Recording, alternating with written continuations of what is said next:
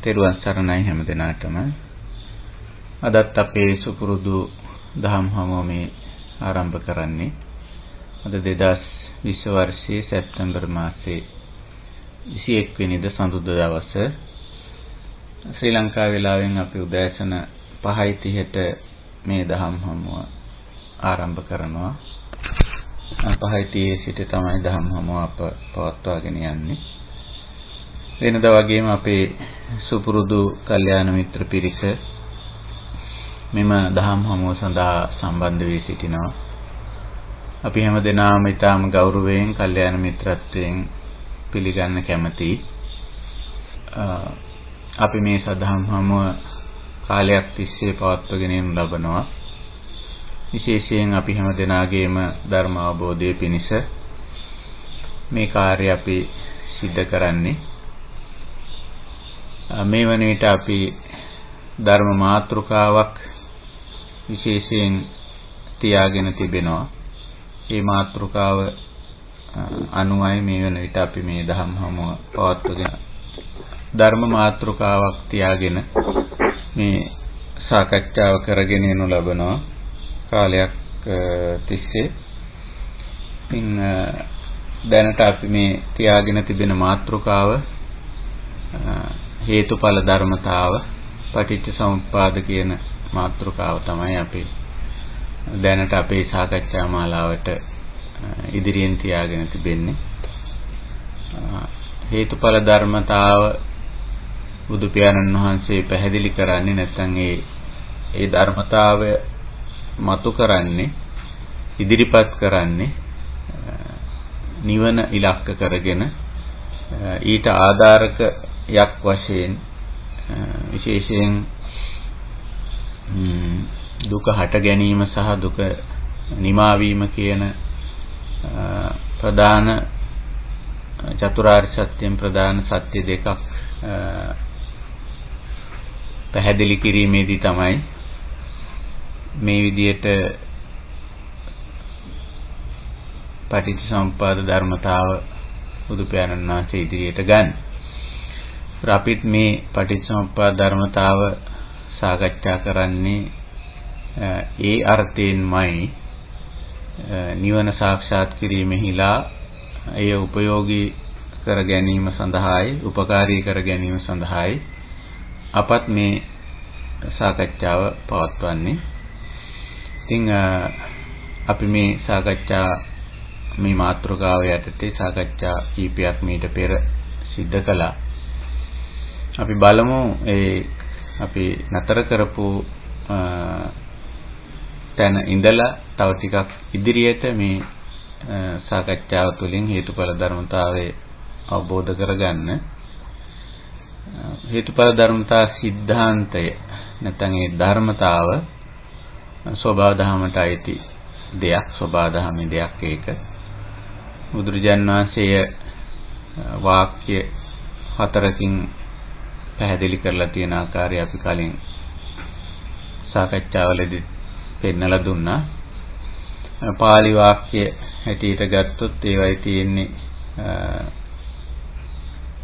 ඉමස්මින් සති ඉදං හෝති, ඉමස්ස උප්පාදා ඉදං උප්පජ්ජති, ඉමස්මින් අසති ඉදං නොහෝති, ඉමස්ස නිරෝධා ඉදං නිරුජ්ජති ආදී වශයෙන්. එතකොට මෙහි සරල අර්ථය හැමදෙනාම දැන් දන්නවා. සිද්ධි දෙකක් අතර නැත්නම් සිද්ධි අතර සිදුවීම් අතර අන්තර් සම්බන්ධයයි මෙතනින් පෙන්වුම් කරන්නේ. හට ගැනීම වශයෙන් හෝ පැවතීම වශයෙන් හෝ වෙනස් වීම වශයෙන් හෝ එහෙම නැත්නම් නිමා වීම වශයෙන් හෝ වෙන්න පුළුවන්. සිද්ධි අතර අන්තර් සම්බන්ධය ඒකයි. යම් සිද්ධියක් නිසා සිද්ධියකට අනුව යම් ස්වභාවයක් පවතින විට තවත් සිද්ධියක් නැත්නම් තවත් ස්වභාවයක් ඒහා සම්බන්ධව පවතින්න පුළුවන්. පැවතීමේ හැකියාව තියෙනවා. එතකොට ඒ අනුව ඒ සිද්ධි දෙක අතර හේතුඵල සම්බන්ධය කියලා අපි ඒකට කියන්නේ. නිසා පවතින ගතියක් සිද්ධි දෙකක් අතර තියෙන්න පුළුවන්. එතකොට මේ නිසා පවතින ගතිය අපිට වැදගත් වෙන්නේ මේ හේතුව සහ ඵලයට යම්කිසි ආකාරයකින් අපිට බලපෑමක් කරන්න, සංශෝධනය කරගන්න, වෙනස් කරගන්න, ඉවත් කරගන්න, අයින් කරගන්න වැනි ක්‍රියාකාරකමක් අවශ්‍ය වෙන මොහොතක. දැන් උදාහරණ වශයෙන් කතා කරොත් යමක් පවතින විට තව යමක් පවතිනවා කියන සිද්ධාන්තය ගත්තම එතකොට යමක පැවැත්ම, යම් සිද්ධියක පැවැත්ම අහිතකර නම්, අවාසිදායක නම්, එතකොට අපිට අවශ්‍යයි මේ අහිතකර වූ අවාසිදායක වූ සිද්ධිය ඉවත් කරගන්න. එහෙනම් ඒ සිද්ධිය පවතින්නේ ඇයි, ඒ දේ පවතින්නේ ඇයි කියලා හොයාගත්තොත් අපිට පුළුවන්කම තිබෙනවා ඒ දේ පැවැත්මට හේතු වෙන කාරණේ නැත්නම් හේතුව ඉවත් කිරීමෙන් අර ඵලය අයින් කරන්න. එතකොට අහිතකර ඵලය ඉවත් කරන්න පුළුවන්. අන්න එතන ඒ අර්ථයෙන් මේ හේතු සහ ඵල අතර අන්තර් සම්බන්ධතාවයේ අවබෝධ කර ගැනීම වැදගත් වෙනවා. අපි සාමාන්‍ය ජීවිතයේ දෛනික ජීවිතයේ උදාහරණ වලින් කතා කරොත් අපි හිතමු අපේ ජීවිතේට අහිතකර විදිහට බලපාන කිසියම් දෙයක්, කිසියම් සිද්ධියක්, කිසියම් හේතු සාධකයක් පවතිනවා කියලා. උදාහරණයක් හැටියට අපි ගමු රෝගයක් කියලා. රෝගයක්, ව්‍යාධියක්, ලෙඩක් ඇති වුණා කියලා හිතන්න. එතකොට ඒ ලෙඩ පවතින්නේ කුමක් නිසාද? ඒ රෝගය පවතින්නේ කුමක් නිසාද? ඒ රෝගය හටගන්නේ ඇයි කියන කාරණේ අපි සොයාගත්තොත් අපිට පුළුවන්කම තියෙනවා මේ හේතුව ඉවත් කිරීමෙන් ඒ ඵලය නැත්නම් ඒ රෝගය අයින් කරගන්න, ඉවත් කරගන්න. ලෙඩ හැදෙනවා කියන එක ස්වභාවික දෙයක් හැටියට අපි සලකන්නේ ව්‍යාධි ධම්මෝ කියලා. ඒ ව්‍යාධි ධර්මතාවයේ කියන කාරණේ තුල නමුත් අපිට හොයාගන්න පුළුවන්කම තියෙනවා ඇතැම් ලෙඩවල හේතු. දැන් වෛද්‍ය විද්‍යාවේදී නොඑක් වෛද්‍ය පරීක්ෂණ මගින් ඒ විදිහට ලෙඩ රෝගවල හේතු අනාවරණය කරගනිමින් ඉන්නවා. අනාවරණය කරගන්න උත්සාහ කරනවා. ඒ මොකද අපිට අවාසිදායක තත්වයක් ලෙඩ රෝග කියලා කියන්නේ. එතකොට අපිට පුළුවන්කම ලැබුණොත් ඒ රෝගයක ලෙඩක හේතුව අනාවරණය කරගන්න පුළුවන් වුණොත්, සොයාගන්න පුළුවන් වුණොත් අපිට එතන වාසියක් තියෙනවා. මේ ලෙඩේ ඉවත් කරගන්න, මේ ලෙඩේ සනීප කරගන්න. එහෙම නැත්නම් අඩුම ගන්න මේ ලෙඩේ තියෙන ඒ తত্ত্বය කිසියම් සහනදායී පැත්තකට හරවා ගන්න හෝ අවස්ථාවක් එතන ඇති වෙනවා. එතකොට ඒ අර්ථයෙන් අපිට මේ සිද්ධිවල අන්තර් සම්බන්ධය නැත්නම් හේතුඵල සම්බන්ධය කියලා අපි ඒකට කියනවා. මේ නිසා පවතින ගතිය යම් යම් දේවල්, යම් තවත් දේවල් නිසා පවතින මේ ස්වභාවය අනාවරණය කර ගැනීම වැදගත් වෙනවා. ওই විදිහට ඊළඟට හට ගැනීම අපිට නතර කරගන්න පුළුවන්. ඉතින් ලෝකේ අපි ගත්තම මේ වෛද්‍ය විද්‍යාව මම මේ සරල උදාහරණයක් හැටියට ගත්තේ. වෛද්‍ය විද්‍යාවේ හුඟක්ම කරන්නේ හේතු හොයන එක තමයි. ලෙඩ රෝග අපි විශේෂයෙන් හදාගන්න ඒවා නෙවෙයි. නමුත් ලෙඩ රෝග හැදෙනවා. විවිධ ආකාරයේ ලෙඩ රෝග හැදෙනවා. ඉතින් ඒක හොයනවා මේ ලෙඩේ හැදෙන්නේ ඇයි? කුමක් නිසාද කියලා. එතකොට එහෙම කරලා ඉතින් සොයා ගන්න බොහෝ වෙලාවට මේ රෝගේ වැළඳෙන්නේ ඇති වෙන්නේ මෙන්න මේ හේතුව නිසා කියලා. එතකොට ඒ විදිහට මේක අනාවරණය කරගන්න පුළුවන් වුණාම එතන ලෙඩේ ඉවත් කරගන්න අපිට ලෙඩේ අඩු කරගන්න ලෙඩේ පාලනය කරගන්න කිසියම් ආකාරයක ඉඩක් අවකාශයක් ලැබෙනවා. කොයි විදියට සමහර අවාසිදායක දේවල් පාලනය කරගන්න මේ සිද්ධිවල හේතුඵල සම්බන්ධය අවබෝධ කර ගැනීම අනාවරණය කර ගැනීම වැදගත් වෙනවා. ඒ වගේම වාසිදායක දේවල් තියෙනවා. ඒවා අපිට වැඩි කරගන්න අවශ්‍යතාවය තියෙනවා. එතකොට අපි වාසිදායක දේවල් වැඩි කර ගැනීම සඳහා මේ හේතුඵල සම්බන්ධය අපිට වැදගත් වෙනවා. දැන් උදාහරණයක් හැටියට ගත්තොත් අපේ ආහාර පාන වශයෙන් ගන්න ඇතැම් ශාක වර්ග, භෝග වර්ග ආදිය තියෙනවා.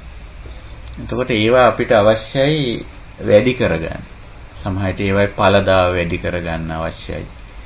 ඉක්මනින් ඵලදාව ලබා ගැනීම අවශ්‍යයි. ඒ වගේ දේවල් තියෙනවා. එතකොට අපිට සොයන්න පුළුවන් මේකේ ඉක්මනින් ඵලදාව ලැබෙන්නේ කොහොමද? එහෙම නැත්නම් මේ ශාකය ඇති වෙන්නේ කොහොමද? මේක හැදෙන්නේ මොන වගේ පරිසරයක් තුලද? මොන වගේ පසකද?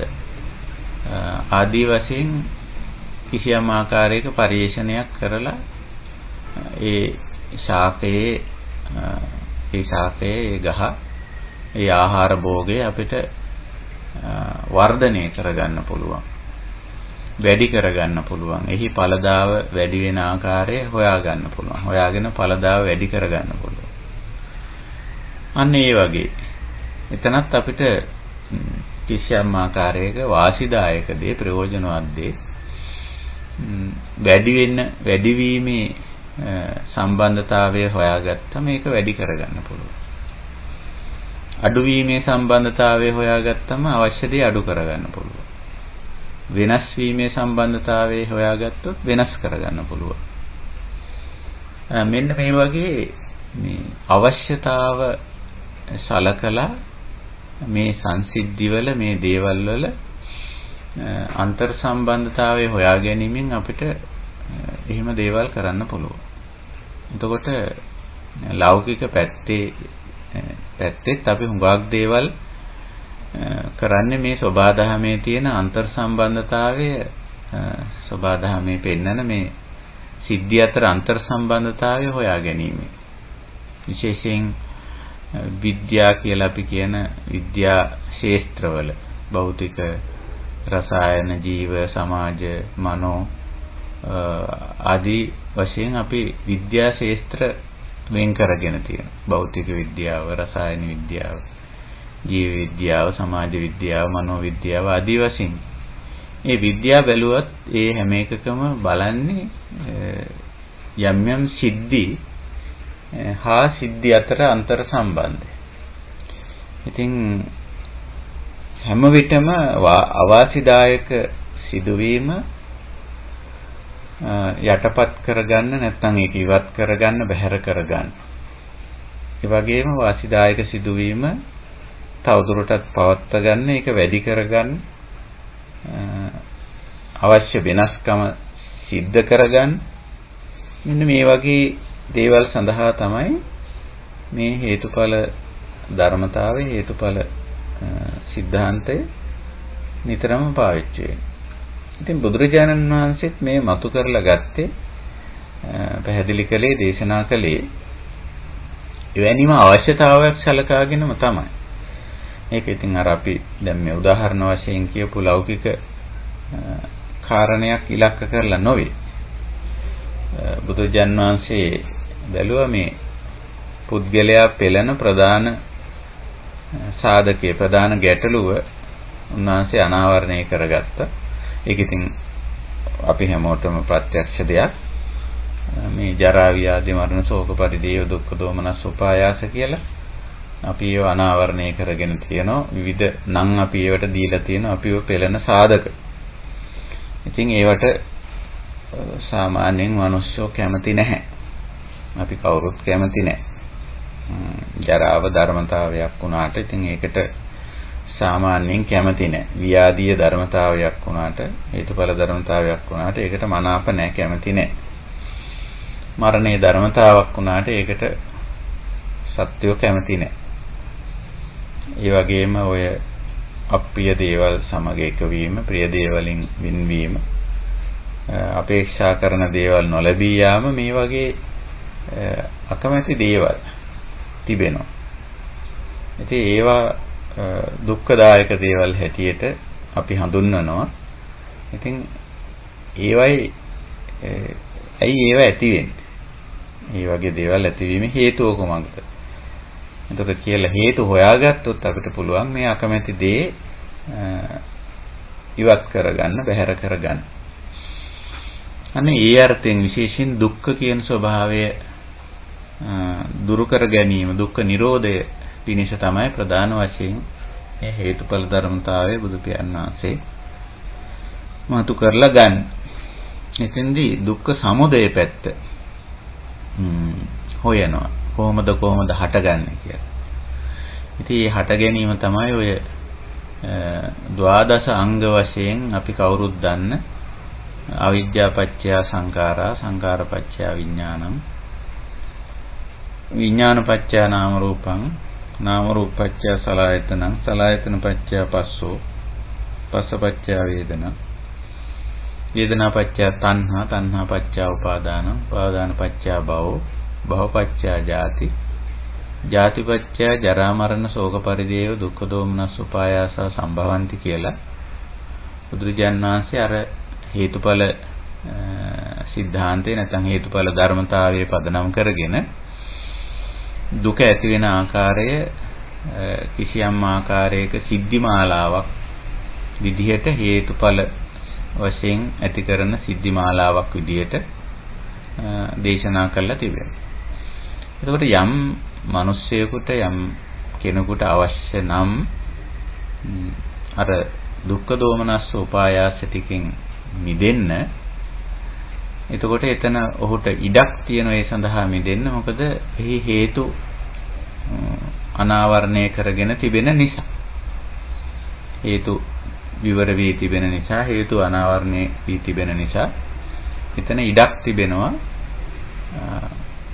ඒ ගැටලුව නැත්නම් ඒ දුක්ඛ ස්වභාවය ඉවත් කරගන්න. ඉතින් අපි ඔය සිද්ධි කීපයක් පහුගිය සාකච්ඡාවලදී කතා කරා. සිද්ධි අතර අන්තර් සම්බන්ධතාවයේ, ජරා මරණ සහ ජාති අතර අන්තර් සම්බන්ධතාවය. එතකොට එතෙන්දී අපි තේරුම් කරගත්තා ජාති කියන්නේ යම්කිසි සත්ව කොට්ටාසයක යම්කිසි සත්වයක් විදිහට ඉපදීමටයි ජාති කියලා කිව්වේ. ඉපදීම නිසා, ඉපදීම කියන හේතුව නිසා ඒ සත්වයන්ට උරුම ස්කන්ධ පහළ වෙලා, ආයතන ඇති වෙලා, ඉතින් ඒවා ක්‍රියාත්මක වෙනකොට අර කියන ජරා ව්‍යාධි මරණ ශෝක පරිදේව දුක්ඛ දෝමනස් උපායාස ආදී දේවල් ඇති වෙනවා. ඉතින් පංචස්කන්ධය ඇති වුණාම මේ පංචස්කන්ධය දි รา පත් වෙනවා. පංචස්කන්ධයක් තියෙන නිසායි ඒක දි รา පත් වෙන්නේ. ලෙඩ වෙන්නේ. මරණයටපත් වෙන්නේ. ඊළඟට මන ආයතනේ තියෙනවා රුචි අරුචිකම් කියලා දේවල්, මනාප කැමති දේවල් කියලා. මන ආයතන ක්‍රියාත්මක වෙනකොට අපි කැමති දේවල් කියලා කොටසක් සකස් වෙනවා. එතකොට ඒ කැමති දේවල් ඊට නොවන අවස්ථා තිබෙනවා හේතුඵල ධර්මානුකූලව. එතකොට අපි එතන ඉච්ඡා අලාභ කියනවා, යම්පිච්ඡං නලබති කියනවා. ඒ දේ සිද්ධ වෙනවා. එතකොට එතන හේතුව බැලුව බැලමට මේ අපි යම් කිසි දෙයක් ඉෂ්ට නොවීම දුකක් කියන තැන ගැඹුරින් හිතලා බැලුවොත් මොකද්ද මෙතන ඇත්ත වශයෙන්ම සිද්ධ වෙන්නේ කියලා එක පැත්තකින් අපි ඉච්ඡාවක් ඇති කරගැනීම. දැන් ඉච්ඡාවක් ඇති කරගත්තේ නැත්නම් ඉච්ඡා භංගයක් වෙන්නේ නැහැ. අපේක්ෂාවක් බලාපොරොත්තුවක් ඇති කරගත්තේ නැතිනම් එතන අපේක්ෂා බලාපොරොත්තු කඩ වෙන්න අවස්ථාවක් නැහැ. එතකොට බලාපොරොත්තු අපේක්ෂා ඇති කල්ලි තමයි මේක වෙන්නේ. ඊළඟට ඒ අනුව අපිට පුළුවන් බලාපොරොත්තු අපේක්ෂා රහිත වෙන්න ඕන. බලාපොරොත්තු අපේක්ෂා තියෙන නිසානේ කඩ වෙන්නේ. බලාපොරොත්තු අපේක්ෂා ඇති කර නොගෙන ඉන්න පුළුවන්. ස්ථිර බලාපොරොත්තු මේක මෙහෙම විය යුතුයි, මෙහෙම නොවිය යුතුයි, මෙයා මෙහෙම විය යුතුයි, මෙයා මෙහෙම නොවිය යුතුයි ආදී වශයෙන් අපි එහෙම අපේක්ෂා බලාපොරොත්තු ඇති කරගන්න. ඉතින් අපිට පුළුවන් එහෙම ඇති කර නොගන්න. එතකොට එතන කඩවීමක් නැහැ. ඒකයි ස්වභාවය. ඒක එක පැත්තකින්. එහෙමත් අපිට පුළුවන්. බලාපොරොත්තුවක් තියාගන්නේ නැහැ. අපි ස්ථිර බලාපොරොත්තුවක්. කිසිම කෙනෙක් ගැන, කිසිම දෙයක් ගැන, කිසිම ස්වභාවයක් පිළිබඳව ස්ථිර බලාපොරොත්තුවක් තබා නොගෙන ඉන්න පුළුවන්. සාමාන්‍ය මට්ටමින් නිකන් අපිට මේ දේවල් එක්ක කටයුතු කරන්න පුළුවන්. මේ දේවල් එක්ක කිසියම් ආකාරයක ගනුදෙනුවක් කරගෙන යන්න පුළුවන්. ඊළඟට කෙනෙක් මතු කරන්න පුළුවන් එහෙම බෑ, බලාපොරොත්තු තියෙන්න ඕන, බලාපොරොත්තු නැතුව කොහොමද ජීවිතයක් ගෙනියන්නේ, බලාපොරොත්තු අපේක්ෂා අවශ්‍යයි කියලා. එහෙම තර්කයක් නැත්නම් එහෙම අදහසක් යෝජනා වෙන්න පුළුවන් මිනිස්සු අතර. එතකොට අපි එහෙමනම් ඒකට මොකද්ද අපේ විසඳුම? එහෙමනම් අපිට පිළිගන්න වෙනවා බලාපොරොත්තු ඇතිගල්ලි බලාපොරොත්තු කඩවේ කියන එක හේතුඵල ධර්මතාවයක්. එහෙනම් කඩවීම පිළිබඳ උපේක්ෂා වෙන්න කියලා. අපිට එහෙම කරන්න පුළුවන්. බලාපොරොත්තු දැන් ඇති කරගන්න අවශ්‍යයි. ජීවිතේට එහෙම කිව්වොත් ඔව් බලාපොරොත්තු අවශ්‍යයි. බලාපොරොත්තු නැතුව අපේක්ෂා නැතුව ඉදිරියට යන්න බෑ ජීවිතේ කියලා කිව්වොත් එහෙනම් කමක් නැහැ බලාපොරොත්තු ඇති කරගන්න. හැබැයි බලාපොරොත්තු කඩවීම, ඉච්ඡා භංගය සබාධමයට අයිති දෙයක්. ඇතැම් බලාපොරොත්තු හේතුඵල ධර්මානුකූලව ඉෂ්ට වෙනවා, ඇතැම් ඒවා ඉෂ්ට වෙන්නේ නැහැ කියලා. ඉතින් ඉෂ්ට නොවීම පිළිබඳව උපේක්ෂා වෙන්න පුළුවන්. එතකොට අපිට එතෙන්දී අපි સિદ્ધාන්තය පිළි අරගෙන තියෙන්නේ. පිළි අරගෙන අපි ඒ පිළිබඳව උපේක්ෂා වෙනවා. එතකොට මේ හේතුඵල ධර්මතාවයේ තියෙන ඔන්නෝම පැතිකඩක් ඇතැම් සිද්ධි අපිට වෙනස් කළ හැකි සිදුවීමුත් තියෙනවා. යම් පමණකට නොහැකි සිදුවීමුත් තියෙනවා. එතකොට වෙනස් කළ හැකි સિદ્ધාන්තයක් මෙතන පෙන්නනවා. හේතුඵල ධර්මතාවයේ ඇතුලේ දැන් උදාහරණයක් හැටියට මේ කර්ම වගේ දේවල් අපි හිතාමතා කරන ක්‍රියා තිබෙනවා. ඒ ක්‍රියාවලට ඵල තිබෙනවා. කර්ම සහ ඵල අතර අන්තර් සම්බන්ධතාවය. ඕක බුදුදහමේ විශේෂයෙන් පෙන්වන හේතුඵල સિદ્ધාන්තය ඇතුලේ පෙන්වන විශේෂ දෙයක්. ඒකත් ඇත්තටම අයිති වෙන්නේ සබාධමයටමයි. කර්ම සහ ඵල කියලා දෙකක් තියෙනවා. මේ දෙකේ අන්තර් සම්බන්ධයක් තියෙනවා. එතකොට මේ කර්ම වලින් ඇතම් ඒවා අපිට නොකර හරින්න පුළුවන්. පැහැදිලිවම. එතකොට දැන් අපි හිතමු ප්‍රාණඝාත, අදත්තා දාන, කාම මිත්‍යාචාර වගේ කය මෙහෙවීමෙන් කරන කර්ම සිතාමතා. ඒ වගේම බොරු, කේලම්, පරුස වචන, හිස් වචන කීම වැනි වචනේ මෙහෙवला කරන කර්ම. උදාහරණ වශයෙන් ගත්තොත් ඒ හැම කර්මයකටම ඵලයක් තියෙනවා. මේ කර්මය කරපුවාම ඊට අදාළ ඵලයක් මතුවෙනවා. එතකොට දැන් මේ වයින් මතු කරන ඵලය අහිතකර ඵල නිසා අපිට පුළුවන් මේ කර්මය වෙනස් කරන්න. ඵලය කර්මය නිසානේ. ඉමස්මින් සති ඉදං හෝත්. කර්මයේ ඇති කල්ලි ඵලය ඇත. දැන් අපිට පේනවා මේ කර්මවල ඵල අහිත කරයි. Tamanට අහිත කරයි, තවත් කෙනෙකුට අහිත කරයි. ඒ නිසා අපිට පුළුවන්කම තියෙනවා මේ කර්ම වෙනස් කරන්න. නැත්නම් නොකර හරින්න පුළුවන්කම තියෙනවා. එතකොට මේ කර්මයේ විසින් ඇති කරන ඵලයක් නැහැ. එතකොට ඔන්න ඔය විදිහට කර්මඵල සිද්ධාන්තයට આવොත් එහෙම අපිට පුළුවන්කම තිබෙනවා ඇතැම් කර්ම නොකර හරින්න. නොකරන්න. එතකොට අපිට එතනින් ඇති කරන අර අහිතකර ඵලය ගිවා දමන්න පුළුවන්කම තියෙනවා. තවත් සමහර කර්ම තියෙන නොකර බෑ. පැවැත්ම සම්බන්ධයෙන් කරන්නම වෙනවා. එතකොට හැබැයි මේ කර්මය කරනකොට ඒකෙන් කිසියම් ආකාරයක පීඩාකාරී දුක්ඛදායක ප්‍රතිඵලයක් එනවාමයි. පැවැත්ම නිසා කරන්නත් වෙනවා. ඒ වගේ දේවල්. දැන් අපි උදාහරණ වශයෙන් ගත්තොත් අපි ජීවත් මිනිස්සෙක් හැටියට ඉපදුනයින් පස්සේ අපිට ආහාර පාන සොයා ගන්න වෙනවා. ඊට අදාළ කර්ම කරන්න වෙනවා. අඳින්න ඇඳුම් සොයා ගන්න වෙනවා. ජීවත් වෙන්න නිවාසයක් සොයා ගන්න වෙනවා. බෙහෙතක් හේතක් සොයා ගන්න වෙනවා. ලෙඩ රෝගයක් ඇති වුණාම මේවට එක්තරා විදිහක පරිේෂණ සොයා යෑම යම් ක්‍රියාකාරකම් වල යෙදෙන්න වෙනවා. ඉතින් මේවා කරනකොට ඒ තුලින් මතුවලා එන යම් පීඩාකාරී තත්ත්වයන් දුක්ඛ දෝමනස්යන් තියෙනවා. නැතුව නෙමෙයි. දැන් අපිට ඒවයි අන්තර් සම්බන්ධතාවයක් තියෙනවා. මේක කරනකොට මේ පීඩාව දුක එනවා කියලා.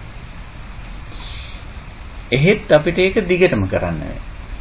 අර ක්‍රියාව නතර කරන්න බෑ. අපිට ආහාර පාන සෙවීම නැත්නම් ආහාර පාන ඉවීම ආහාර පාන සකස් කිරීම කියන ක්‍රියා නතර කරන්න බැරි වෙලා තියෙනවා.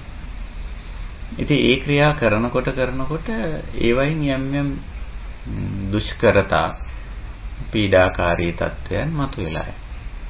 දැන් මොකද කරන්නේ? දැන් අපි මේකේ හේතුඵල සම්බන්ධය හොඳින් දන්නවා. මේ ඵලය මේ හේතුව නිසා කියලා. එහෙත් අපිට හේතුව වෙනස් කරන්න බැරි තත්ත්වයන් තිබෙනවා. දැන් එතනදී අපි මොකද්ද කරන්නේ? එතකොට අපිට සිද්ධ වෙනවා ඒ ඵලය විඳ දරා ගන්න. ඒ ඵලය විඳ දරා ගන්න වෙනවා. වෙන විකල්පයක් ඒකට නැහැ. ඉතින් ඒ ඵලය දැන් අපි හිතමු ඔය කියන දේවල් ආහාර පාන ඇඳුම් නිවාස විහෙත්තේ ද්‍රව්‍ය භාණ්ඩ වස්තු සෙවීම ඉපයීම ඒවා නඩත්තු කිරීම ඒවා පවත්වාගෙන යෑම රැක බලා ගැනීම මේ වගේ දේවල් සාමාන්‍යනොත් අපි කියනවා හරි කරදරකාරී කියලා දුක්ඛදායකයි කියලා. එතකොට ඒ වුණාට අපිට කරන්න වෙලා තියෙනවා. එතකොට යම් කෙනෙක් හිතනවා නම් මේ සිද්ධි මාලාවෙනුත් නැත්නම් මේ දේවල් වලුත් ඉවත් වෙන්න ඕන කියලා. ඒකටත් බුදුදහමේ උත්තරයක් තියෙනවා. ඒ තමයි අර ජාති නිරෝධය. දැන් උපන් සත්‍යය සබ්බේ සත්තා ආහාරට්ඨිතික. සියලු සත්‍යයන් ආහාර අවශ්‍යයි. ලෝක සම්මතයේ හැටියට ඇඳුම් අවශ්‍යයි. කය ආරක්ෂා කරගන්න නිවාසයක් අවශ්‍යයි. ශරීරයක් තියෙනකොට ලෙඩ වෙන නිසා ලෙඩක් වුණාම බෙහෙතක් ඖෂධයක් උපස්ථානයක් අවශ්‍යයි සොයා ගන්නවා. එතකොට ඒ ටික ස්වභාවිකයි අවශ්‍යයි. නමුත් ඒවා තුලින් ගැටලු ඇති වෙනවා. දුක්ඛ දෝමනස් ඇති වෙනවා. එහෙමනම් අපිට පුළුවන්කම තියෙනවා ඒවා අවශ්‍ය නොවන තත්වයකටපත්. ආහාර අවශ්‍ය නොවන තත්වයකට. ඇඳුම් අවශ්‍ය නොවන තත්වයකට. නිවාස අවශ්‍ය නොවන තත්වයකට. බෙහෙත් වෙනත් ද්‍රව්‍ය භාණ්ඩ වස්තු භාණ්ඩ හා සේවා අවශ්‍ය නොවන තත්වයකටපත් වෙන්න පුළුවන්. ඒ තමයි අර ජාති නිරෝධය. කිසියම් සත්‍යයක් හැටියට ඉපදුනොත් අර ටික ඕමනා කරන. ඒ සත්‍යයගේ පැවැත්මට. ඉතින් ඒ ටික අවශ්‍ය නොවන්න නම් අපිට කරන්න තියෙන්නේ ඒ අවශ්‍යතාවයේ ඇති වෙන වටපිටාව නැති වීම. ඒ කියන්නේ කොටිප සත්‍යයක් හැටියට ඉපදීම නතර කිරීම. ඉතින් ඒක තමයි ඔය අන්තිම පුරුකෙන් පෙන්වන්නේ බුදුදහම. ජාති නිරෝධා කියන කාරණය. ඉතින් ඔය විදිහට මේ සිද්ධාන්තවල යම් යම් සිදුවීම් වල තියෙනවා අන්තර් සම්බන්ධතාවය අවබෝධ කරගත්තම ඇතැම් හේතු ඉවත් කරන්න පුළුවන්. අකුසල කර්ම, පාප කර්ම වගේ ඵලවල හේතු හොයාගත්තම ඒවා ඉවත් කරන්න පුළුවන්. අපිට පේනවා ඒවයි හේතු අකුසල චේතන, පාප චේතනා කියලා. පාප කර්මයේ හේතුව පාප චේතනාව, අකුසල කර්මයේ හේතුව අකුසල චේතනාව කියලා තේරුම් ගත්තම අපිට පුළුවන් අර පාප චේතනාව අකුසල චේතනාව ඉවත් කරලා පාප කර්මයේ අකුසල කර්මයේ අයින් කරන්න, නතර කරන්න. ඒ විදිහට පුණ්‍ය කර්ම පුණ්‍ය කුසල කර්ම කෙරෙන්නේ කෙසේද කියලා හොයලා බලපුවම එතනත් හේතුඵල සම්බන්ධතාවය අපිට දකින්න පුළුවන්. පුණ්‍ය චේතනා කුසල චේතනා. එhmenan අපිට පුළුවන් මේ පුණ්‍ය කර්ම වැඩි කරගන්න, කුසල කර්ම වැඩි කරගන්න, පුණ්‍ය චේතනා කුසල චේතනා වැඩි කරන්න පුළුවන්. එතකොට හේතුව වැඩි වෙනකොට ඵලය වැඩි වෙනවා. අතන හේතුව අඩු කරපුවාම ඵලය අඩු වෙනවා. මේ විදිහට අපේ සාමාන්‍ය ජීවිතය තුළ ඕනෑම සිද්ධියක හේතුඵල අනාවරණය කරගත්තොත් අපිට වාසිදායක දේ වැඩි කරන්නත් අවාසිදායක දේ අඩු කරන්නත් පුළුවන්කම තියෙනවා. ඔය අතර තියෙනවා තව එකක් හේතු අනාවරණය කරගන්න බැරි තත්ත්වයන් තියෙනවා. අපිට හරියටම කියන්න බෑ කොහොමද මේ හේතුව ඇති වෙන්නේ කියලා. ඇති වුණත් හේතුව දැනගත්තත් අපිට වෙනස් කරන්න බෑ. අපිට ඒ හැකියාව නැහැ. උදාහරණ වශයෙන් ස්වභාව ධර්මයේ නැත්නම් සංසිද්ධි බලන්න. අපි හිතමු වැස්ස වහිනවා කියන දේ. මේ මොහොතේ වර්ෂාව පවතිනවා. අකුණු ගහනවා කියන සිද්ධිය කුණාටු වගේ මේ හුලං හමා යන ගතිය අපි හිතමු. ඉතින් මේ සංසිද්ධිය ඇතැම් අවස්ථාවක අවාසිදායක ආකාරයෙන් පවතිනවා.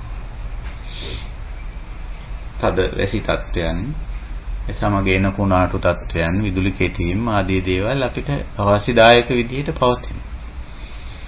දැනට අපි යම් පමණකට අනාවරණයක් කරගෙන තියෙනවා වැස්ස වහින්නේ මෙන්න මෙහෙමයි. මේ හේතුවෙන් තමයි වහින්නේ. කුණාටු ඇති වෙන්නේ මේ හේතුවෙන්, විදුලි කෙටීම සිද්ධ වෙන්නේ මේ හේතුවෙන් කියලා එහෙම අනාවරණය කරගෙන තිබෙනවා. එහෙත් ඒවයි හේතු තවමත් අපිට වෙනස් කරන්න බැරි වෙලා තියෙනවා. අපිට අවශ්‍ය විදිහට. අපි කැමති ආකාරයට අපි මනාප වෙන විදිහට වෙනස් කරන්න බැරි වෙලා තියෙනවා. දැන් වෙනස් කරන්න බැරි හේතු සම්බන්ධයෙන් අපේ ක්‍රියාකාරකම නැත්තම් ක්‍රියා මාර්ගය කුමක්ද? එතකොට අපිට එතන එක් පැත්තකින් ඒ ඵලය විඳ දරා ගන්න වෙනවා. කුණාටු, විදුලි කෙටීම්, වැස්ස ආදී දේවල් අපිට විඳ දරා ගන්න සිද්ධ වෙනවා. කමති කියලා අපේ ධර්මයේ සඳහන් වෙන්නේ ඒක. කමෝ හෝති කියලා බුදුහාමුදුරුවෝ ඒක දේශනා කළා තියෙනවා. දරාගන්නෙක්, ඉවසන්නෙක්, මනසින් ඒක පිළිගන්න කෙනෙක්, බාර ගන්න කෙනෙක්. ඒ වගේම ඊට කිසියම් ආකාරයකට අනුහුරු වෙන අනුගත වෙලා කටයුතු කරන්න බවට පත් වෙනවා. අපි වැස්ස පිළිගන්නවා. කුණාටු පිළිගන්නවා. විදුලි කෙටින් පිළිගන්නවා. ඒවයින් අහිතකර තත්ත්වයන් නැති වෙනවා සමහර වෙලාවට. නමුත් අපි පිළිගන්නවා ඒවා හේතුක ඵලයක්. මේ හේතු නිසා ඒක ඇති වෙන්නේ. ඒ වගේම අපි පිළිගන්නවා ඒ අපිට වෙනස් කර නොහැකි. අපි කැමති ආකාරයට වෙනස් කර නොහැකි. ඊට පස්සේ අපි ඒකට අනුහුරු වීමක් නැත්නම් ඊට අනුකූලව ජීවත් වෙන්න හුරු වෙනවා. වැස්ස වහිනකොට අපි ගෙට වෙලා ඉන්නවා. එහෙම නැත්නම් ගමනක් බිමනක් යන්න අවශ්‍ය නම් අපි කුඩයක් ඉහළගෙන වැහි කබායක් දාගෙන යනවා. එහෙම නැත්නම් වාහනයක් තුලට රිංගගෙන වැස්සට නොතෙමී යනවා. මේ වගේ කිසියම් ආකාරයක අපි ඒක පිළි අරගනිමින් ඒකට අනුගත වෙමින් කටයුතු කරනවා. එතකොටත් ඒකෙන් ඇති කරන අර දුක්ඛදායක පීඩාකාරී తত্ত্বය යම් ප්‍රමාණයකට සමනය වෙලා තියෙන. ඒකේ තියෙන ස්වභාවික දුෂ්කරතාවයේ තියෙනවා. නමුත් අර එතනින් එහාට අපි සංස්කාර දුක්ඛ හදන්නේ නැහැ. මොකද ඒක අපිට වෙනස් කර නොහැකි තත්ත්වයක් බව දැන් අවබෝධ කරගන්න තියෙනවා. එතන අපි ප්‍රඥාවන්ත වෙලා අනිත් පැත්තෙන් කිසියම් ආකාරයක අපි ඒ සිද්ධාන්තයේ සිද්ධිය ඒ ඵලය එක කටයුතු කරන්න තරම් අපි දක්ෂ වෙලා තියෙනවා. දැන් අපිට ඒක නිසා වැස්ස කුණාටු විදුලි කෙටීම් ආදී දේවල් අපිට දුකක් නෙමෙයි. ඒ සිද්ධියේ යම් කිසි දුෂ්කරතාවයක් තියෙන නම ඒ සිද්ධිය අලලා අපි කෙලෙස් හැදීමක් කරන්නේ නැහැ. වැස්ස එක්ක අපි තරහ වෙන්නේ නැහැ. වැස්සට ද්වේෂ කරන්නේ නැහැ. කුණාටු එක්ක විදුලි කෙටීම් එක්ක අපි තරහ වෙන්නේ නැහැ. ද්වේෂ කරන්නේ නැහැ. බය වෙන්නේ නැහැ. කුඩා කාලේ නම් අපි ඒකට බයයි. තැති ගන්නවා බය වෙනවා. නමුත් දැන් දන්නවා මේක ස්වභාවික සංසිද්ධියක්. ඒ වගේම අපිට මේක අපි කැමති ආකාරයට වෙනස් කරන්න බැහැ කියලා. ඔන්න ඔය විදිහට. දැන් අපි ඔය සිද්ධියම අපි තවත් පැත්තකට අරගෙන ආවොත් අපි සමග ජීවත් වෙන මිනිස්සුયો ගත්තොත් ඒගොල්ලන්ගේ ජීවිතවලත් මේ කියන විවිධ ලක්ෂණ විවිධ ස්වરૂප තියෙනවා අර සබා දහමේ වගේ.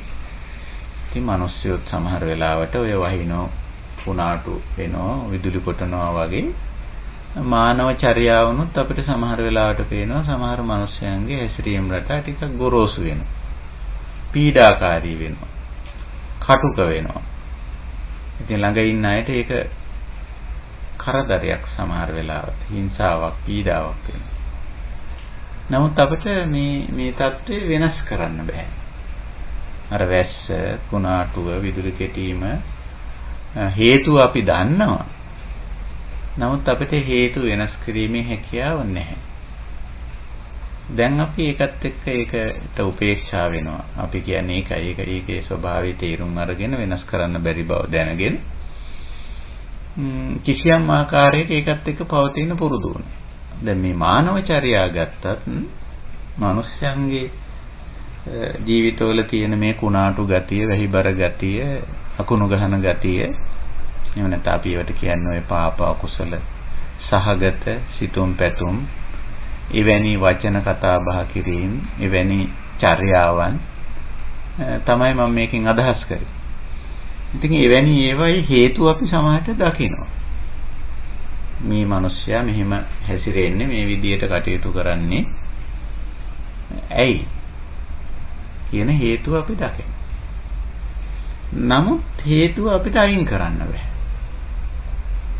අපි කියනවා සමාජයට උපදෙස් දෙනවා අවවාද කරනවා මඟ පෙන්නනවා මේ හේතුව අයින් කරගන්න නැත්නම් මේක ගැටලුවක් ඔයාගේ ජීවිතේ මේ හැසිරීම මේක අනිත් අයට අහිතකර විදියට ඔබට අහිතකර විදියට පවතින දෙයක් මේක. ඒක නිසා ඒක අයින් කරගන්න. ඉතින් එහෙම කිව්වත් පෙන්නලා දුන්නත් ඒ පුද්ගලයාට හැකියාව නැහැ නැත්නම් මොකක් හරි නොහැකියාවක් තිබෙනවා ඒක ඉවත් කරගෙන. ඉතින් ඒ අහිතකර චර්යාවෙන් ඔහුත් පීඩාවටපත් වෙනවා. අපිටත් ඒක කිසියම් ආකාරයකට පීඩාකාරී ගතිය. දැන් මෙන්න මේ අවස්ථාව අර සෝබාදහමේ සිද්ධිය. වැස්ස කුණාටුව විදුලි කෙටීම හුලං හැමීම කුණ වගේ සිද්ධියක්. අපි තේරුම් ගන්න ඕනේ තෙන්දී. මේ හේතුව නිසා මේ ඵලය තියෙනවා. නමුත් ඵලය වෙනස් කරගන්න අපිට හැකියාවක් නැහැ. ඉතින්දී අපිට අර සෝබාදහම සම්බන්ධ න්‍යායම තමයි ඒ අනුගමනය කරන්න වෙන්නේ. අපි වැස්ස කුණාටුව විදුලි කෙටීම කියන එක හේතුඵල ධර්මතාවයක් විදිහට අවබෝධ කරගෙන තියෙනවා. ඒ වගේ මේ මිනිස්යාගේ මේ අහිතකර චර්යාවන් කතා බහ හැසිරීම සිතුම් පැතුම් කිසියම් හේතුවක් නිසා ඇති වෙලා තියෙන බව අපි තේරුම් අරන් තියෙනවා. නමුත් අපිට වෙනස් කරගන්න බැරි බව දැන් අපිට තේරෙනවා. එයාටත් වෙනස් කරගන්න බෑ. අපි ඉතින් කිව්වට එයා වෙනස් කරගන්නෙත් නැහැ. වෙනස් කරගන්න බෑ එයාට. නමුත් ඒකේ අහිතකර ප්‍රතිඵලය ඔහුට අපට ඍජුව වක්‍රව බලපාලා තියෙනවා. පීඩාකාරී, වෙහෙස කරයි. වද කරන සුළුයි. එහෙමනම් අපිට එතෙන්දි කුමක්ද කරන්න වෙන්නේ? අර වැස්ස කුණාටුව විදුලි කෙටීමට දක්වන ප්‍රතිචාරයමයි අපිට එතෙන්දිත් කරන්න වෙන්නේ. කමෝ හෝති ඉවසන්න වෙනවා. තේරුම් ගන්න වෙනවා. ඊළඟට යම් ප්‍රමාණයකට හුරු වෙන්න සිද්ධ වෙනවා. ඒ මානව චර්යාවත් එක්ක ජීවත් වෙන්න පීඩාකාරී තමයි. නමුත් ඒකත් එක්ක ජීවත් වෙන්න හුරු වෙනවා. එතකොට එතන අපි කිසියම් ආකාරයක කුසලතාවයක් උපද්දගත්තා. මොකද්ද? අර පීඩාකාරී තත්වයක් එක්ක පවතින. දැනට පීඩාකාරී තත්වයක් තියෙන බව ඇත්ත මේ මිනිස්යාගේ හැසිරීම, මේ මිනිස්යාගේ කතාබහ, මේ මිනිස්යාගේ චර්යාව නිසා. නමුත් අපි වෙනස් කරන්න බැරි නම් මොකද කරන්නේ? අලුතෙන් අපි ඒක අල්ලගෙන කෙලෙස් හදන්න නැතුව ඉන්න එක තමයි කරන්නේ. අපි අකුසල් සිතුවිලි ඇති කරගන්නේ නැහැ. ඒ සිද්ධිය අලලා. එතකොට ඒක අකුසල චිත්ත සංකාරයක් වෙනවා. ඒ වගේම අපි අකුසල සාගත වචන පාවිච්චි කරන්නේ නැතුව ඉන්න. එයා රළුපරළු වචන පාවිච්චි කරාට අපි ඒ රළුපරළු වචන භාවිතා කිරීමෙන් වැළකී සිටිනවා. එතකොට එයාගේ රළුපරළු වචන වලින් ඇති කරන පීඩාකාරී ගතිය දුක් ස්වභාවය ඇති නමුත් අපි අලුතෙන් රළුපරළු වචන පරුස වචන කතා කිරීම නොකරන නිසා එතන කිසියම් ආකාරයක අලුතෙන් සංස්කාරය ඇති කිරීම සිද්ධ වන්නේ නැහැ. වචී සංස්කාරය. ඒ වගේම අපි කාය සංකාර කරන්නේ නැහැ. ඒ තැනත්තා යම් කිසි ආකාරයක පීඩාකාරී ක්‍රියාවක් කළාට අපි ඒකට එක කිරීමක් එහා සමාන පීඩාකාරී දෙයක් කරන්නේ නැහැ.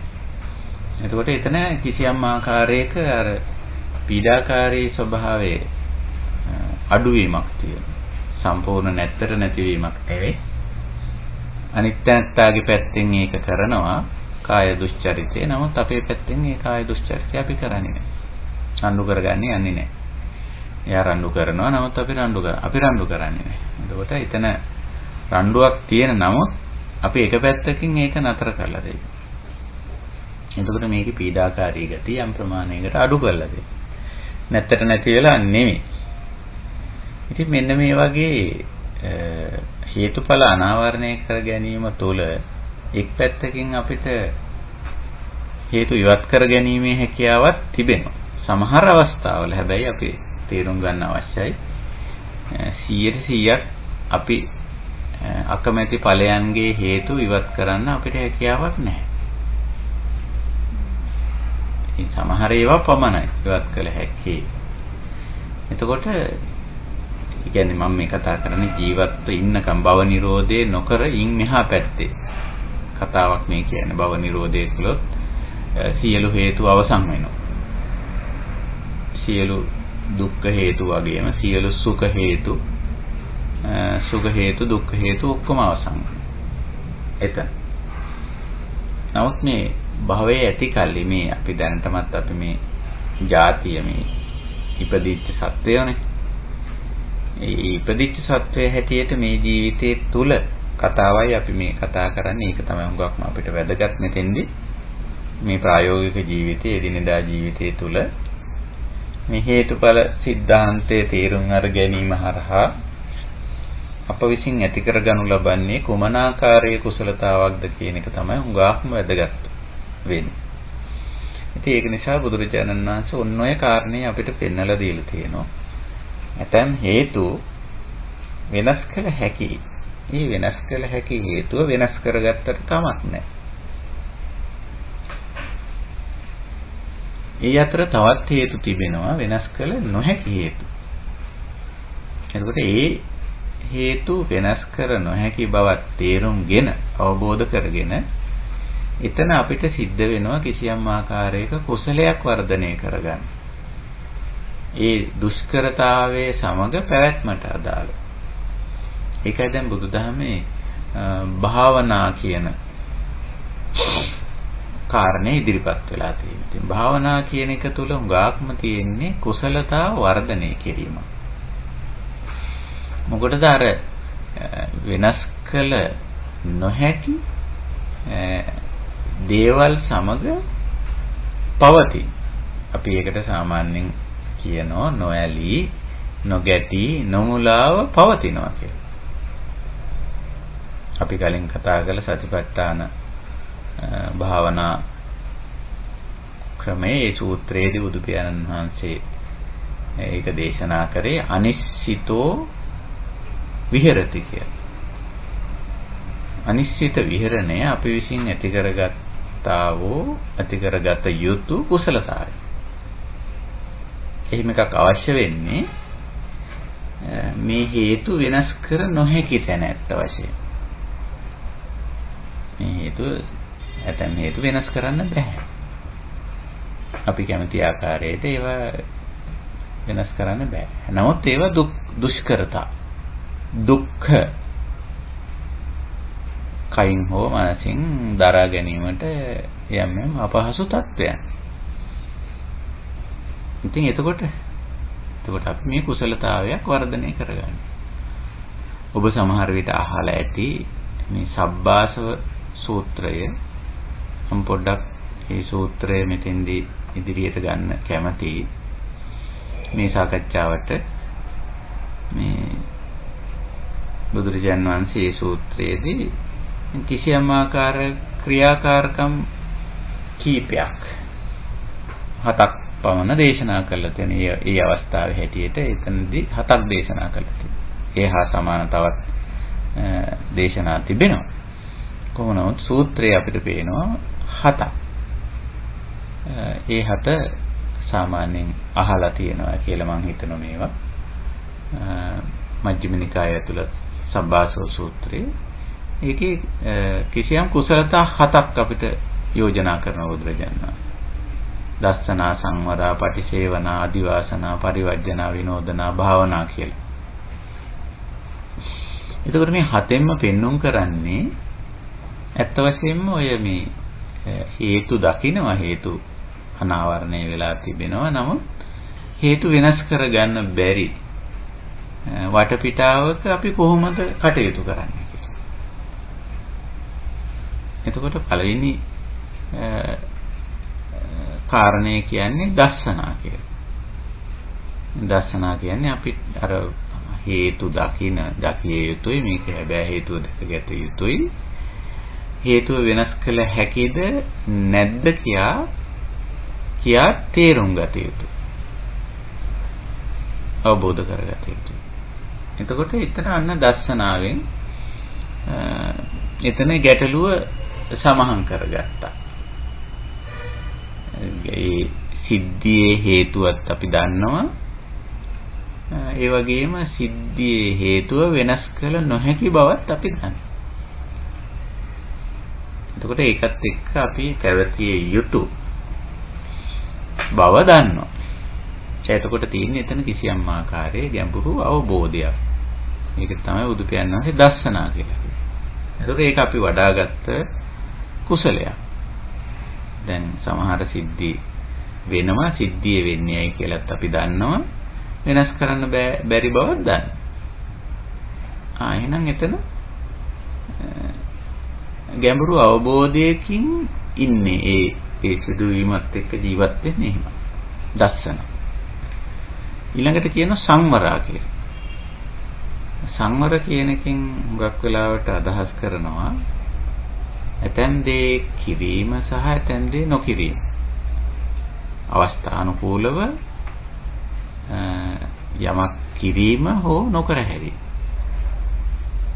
එතකොට දැන් අර අපි කලින් කිව්වා වගේ අපි හිතමු යම් පුද්ගලයෙක් අපත් සමග රණ්ඩු සරුවල් වෙන්න එනවා නැත්නම් අපිට යම් ආකාරයේ හිතකර බලපෑමක් කරන්න එනවා මොන හරි දෙයක්. නමුත් දැන් අපිට ඒක වෙනස් කරන්න බෑ. එතකොට අපි එතෙන්දී තවදුරටත් මේක වැඩි දියුණු වෙන වර්ධනය වීමේ ක්‍රියාවෙන් වැළකී සිටින. නොකර හැරීමක් එතන තියෙනවා. සංවරා කියන එකේ. එහෙම නැත්නම් අපි යමක් එතෙන්දි කරනවා. කිරීමත් සංවරයටයි තියෙන්නේ. අපි සාමාන්‍ය සංවර කිව්වම හුඟක් වෙලාවට නොකර හැරීමක් වගේ දෙයක් තමයි නිකන් අපි අදහස් කරන්නේ. ඒක එහෙම අදහස් කරොත් ඒක යම් කිසි අඩුපාඩුවක් තියෙනවා. සංවර කිව්වම නොකර හැරීමත් කිරීමත් දෙකමයි තියෙන්නේ. අපි එතෙන්දී අර ගැටලුව වර්ධනය වෙන්න අවශ්‍ය දේ නොකර හරිනවා. ගැටලුව ටිකක් සමහන් වෙන්න අවශ්‍ය දේ කරනවා. හැබැයි මේ ගැටලුවට හේතුව අපිට අයින් කරන්න බෑ. අයින් කරන්න බැරි බවත් අපි දන්නවා.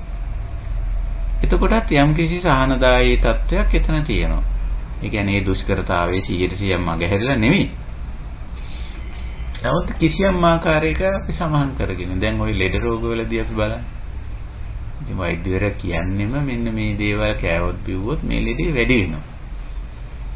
ඒක නිසා ඒව කන්න බොන්න එපා කියලා. මෙන්න මේ වගේ දේවල් කෑවොත් බිව්වොත් ටිකක් මේ ලෙඩේට හොඳයි හිත කරයි. මේ සනීප වෙනවා නෙවෙයි. නමුත් ලෙඩේ උග්‍ර වෙන්නේ නැහැ. ටිකක් පාලනය වෙලා තියෙනවා. මෙන්න මේ දේවල් කෑවොත් බිව්වොත් කියලා අපිට هم උපදේශයක් දෙනවා. වෛද්‍යවරයාම කියන ඉතින් මේ ලෙඩේ සනීප කරන්න පුළුවන් එකක් නෙවෙයි. ඉතින් කියනවා වැඩි වෙන ඒවා නොකර ඉන්න අඩු වෙන ඒවා කරන්න කියලා. අඩු වෙන කියන්නේ ඒවා ටිකක් පාලනය වෙලා තියාගන්න පුළුවන් ඒවා කරන්න කියලා. ඉතින් දැන් අපි ඔන්නේ එතන ඇතැම් දේ වෛද්‍යවරයාගේ උපදේශ අනුව නොකර අරිනවා ඇතැම් දේ කරනවා. එතකොට එතන තියෙන සංවරය. හැබැයි ලෙඩේ සනීප වෙලා නැහැ. සනීප වෙන්නේ නැහැ. මේ වගේ මේවා හේතු අනාවරණය කරගත්තම ඒක වැඩි වෙන දේ නොකර ඉන්න පුළුවන්. ඒක පාලනය වීමට අවශ්‍ය දේ කරන්න පුළුවන්. ඒ වගේ පුද්ගල චර්යාවක් ගත්තොත් අපිට ඒ වගේ පුළුවන්. ඒකට අපි කියන්නේ සංවරා කියලා. ඒකට බුදුරජාණන් වහන්සේ සංවරා කියලා කිව්වා. එතකොට දස්සනා සංවර. ඊළඟට කියනවා පටිසේවනා කියලා. පටිසේවනා කියන වචනේ අසුරු කිරීම, ආශ්‍රය කිරීම, භාවිතා කිරීම කියන වචනේ අර්ථය තියෙනවා. ඒ වචනේ එවැනි අර්ථ තියෙනවා. එතකොට සමහර දේවල් අපි ආශ්‍රය කරනවා. දැන් අපි කලින් කිව්ව උදාහරණය ගත්තොත් වැස්ස නතර කරන්න බැරි නිසා අපි ඒකට කුඩයක් ආශ්‍රය කරනවා. කුඩයක් පාවිච්චි කරනවා, භාවිතා කරනවා. පටිසේවනය කරනවා. එහෙම නැත්නම් වැහි කබායක් පටිසේවනය කරනවා, ආශ්‍රය කරනවා, භාවිතා කරනවා. එහෙම නැත්නම් වාහනයක් භාවිතා කරනවා. කරලා ඇස්ස තියෙන නමුත් වැස්සෙන් යම් ප්‍රමාණයකට ඒ ඇති කරන බලපෑමෙන් මිදෙන්න වෙනත් දෙයක් භාවිතා කරනවා. ඒක වැස්සේ හේතුත් දන්නවා. වැස්ස නතර කරන්න බැරි බවක් දන්නවා. ඔක්කොමත් දන්නවා. නමුත් අපිට වැස්සෙන් නොතෙමී ඉන්න අවශ්‍යයි. ඒක නිසා අපි මේ වෙනුවට සුදුසු දෙයක් ඇසුරු කරනවා. සුදුසු දෙයක් භාවිතා කරනවා, පරිහරණය කරනවා. ඒ වගේම අර මානව චර්යාව පුද්ගලයාගේ අහිතකර කාය වාක් මනෝ හැසිරීම රටාව හේතුවත් අපි දන්නවා, වෙනස් කරන්න බැරි බවක් දන්නවා. ඒකෙන් ඇති කරන අහිතකර බලපෑමෙන් අපි මිදෙන්න කිසියම් වෙනත් ඒකට සුදුසු දෙයක් ඇසුරු කරමු. ආශ්‍රය කරමු. එතකොට අර අහිතකර සිද්ධිය සිද්ධ වෙනවා. එහෙත් ඒකෙන් අපිට ඇති කරන බලපෑම අඩුයි. අවම කරගන්න පුළුවන්. පටිච්චේවනාවෙන් අපි කරන්නේ කොහොම මේක. දස්සනා සංවරා පටිච්චේවන. හතරවෙනි කාරණේ කියනවා අදිවාසන. අදිවාසනා කියන්නේ කෙලින්ම ඒක විඳ දරා ගැනීම. ඊවසීම කියන්නේ. එතකොට ඉතින් ඒකට ලොකු ශක්තියක් ඕන. අපි හිතමු අර කියපු සිද්ධිය කියලා වැස්ස. මේ වැස්ස විඳ දරා ගන්නවා. කෙලින්. මේ ඒකෙන් ඇති වෙන සියලු අහිතකර තත්ත්වයන් වැස්ස ගුණාටුව විදුලි කෙටීම ආදී අපි සුබාදාමි සිද්ධි තුනක් නිකමට මෙතෙන් උදාහරණයක් ගත්තේ. ඉතින් අදිවාසනා කියලා කියන්නේ ඒකෙන් ඇති වෙන ඕනම තත්ත්වයක් විඳ දරා ගන්න. කයින් සහ මනසින්. ওই දෙකෙන්නේ අපි විඳ දරා ගන්න. ඉතින් කයින් මනසින් විඳ දරා ගන්න. ඒකත් එක ක්‍රමයක්. හේතුව දන්නවා, හේතුව වෙනස් කරන්න බැරි බවක් දන්නවා. ඉතින් සම්පූර්ණ ඒක විඳ දරා ගන්න.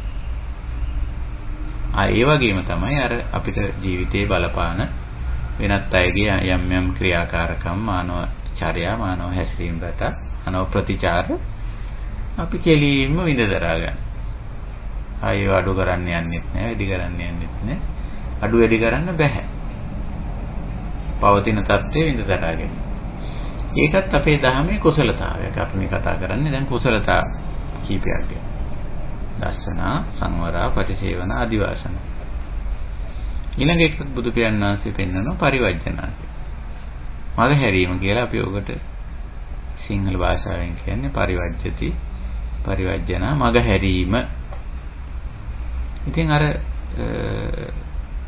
අපි හිතමු යම් ප්‍රදේශයක නිතර නිතර වහිනවා, නිතර නිතර කුණාටු හමනවා, නිතර නිතර අකුණු ගහනවා කියලා.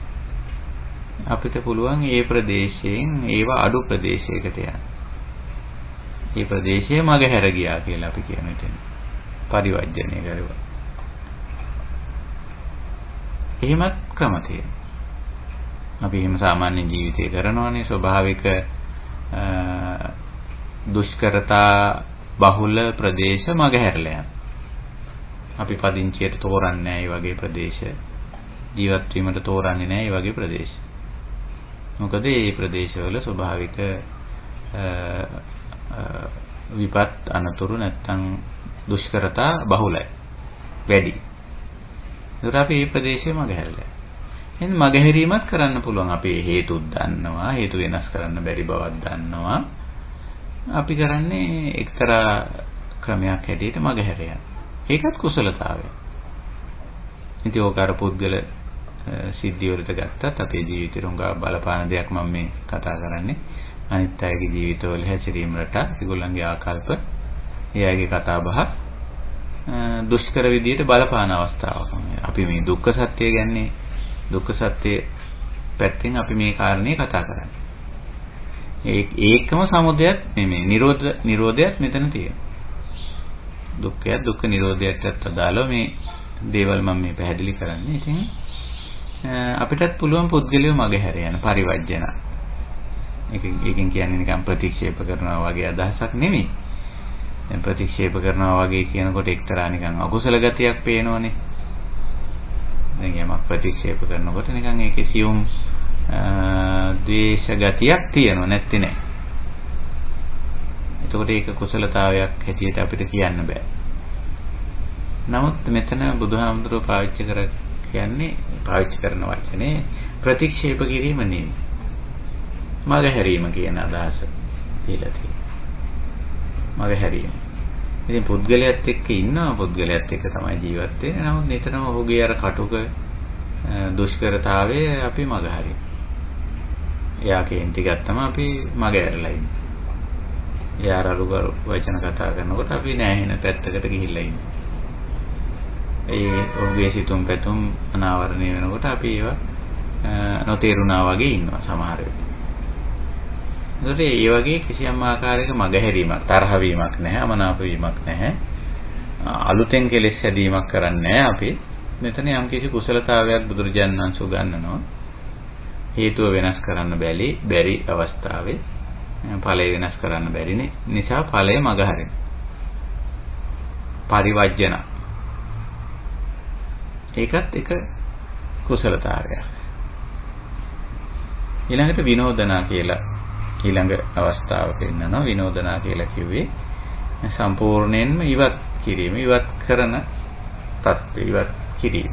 ඉතින් ඒක අපිට ඔන්න කරන්න පුළුවන් අවස්ථාව තියෙන වෙලාවට. දැන් අපි කලින් කිව්වේ අර අපි කරන අකුසල කාය කර්ම, අකුසල වචී කර්ම, අකුසල මනෝ කර්ම විනෝදනා කරන්න පුළුවන්. සම්පූර්ණයෙන්ම 100% නතර කරන්න පුළුවන්. ඉතින් 100%ක් නතර කරන්න පුළුවන් හේතු අපිට 100%ක් නතර කරන්න පුළුවන්. විනෝදේටි කියන්නේ වචනෙන් අදහස් කරන්නේ ඒක. එහෙම පුළුවන්.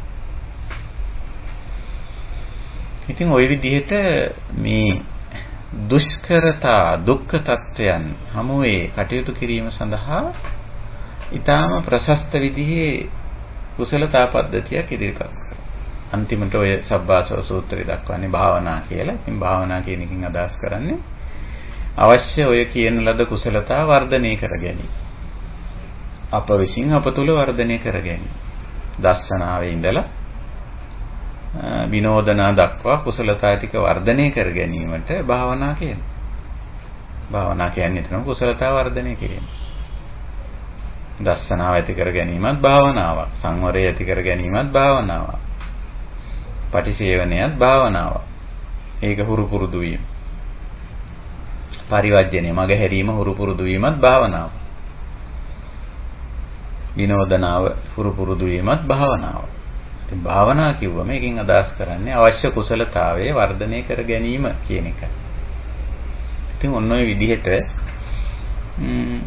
අපිට හැකියාවක් තියෙනවා මේ හේතුඵල સિદ્ધාන්තය හොඳින් අවබෝධ කරගත්තම මේ සිදුවීම් මේ සිද්ධි අතර පවතින අන්තර් සම්බන්ධතාවය අනාවරණය කරගත්තම එතන අපිට ඉඩක් අවකාශයක් ලැබෙනවා මේ කිසියම් ආකාරයකට ඒකත් එක්ක පවතින.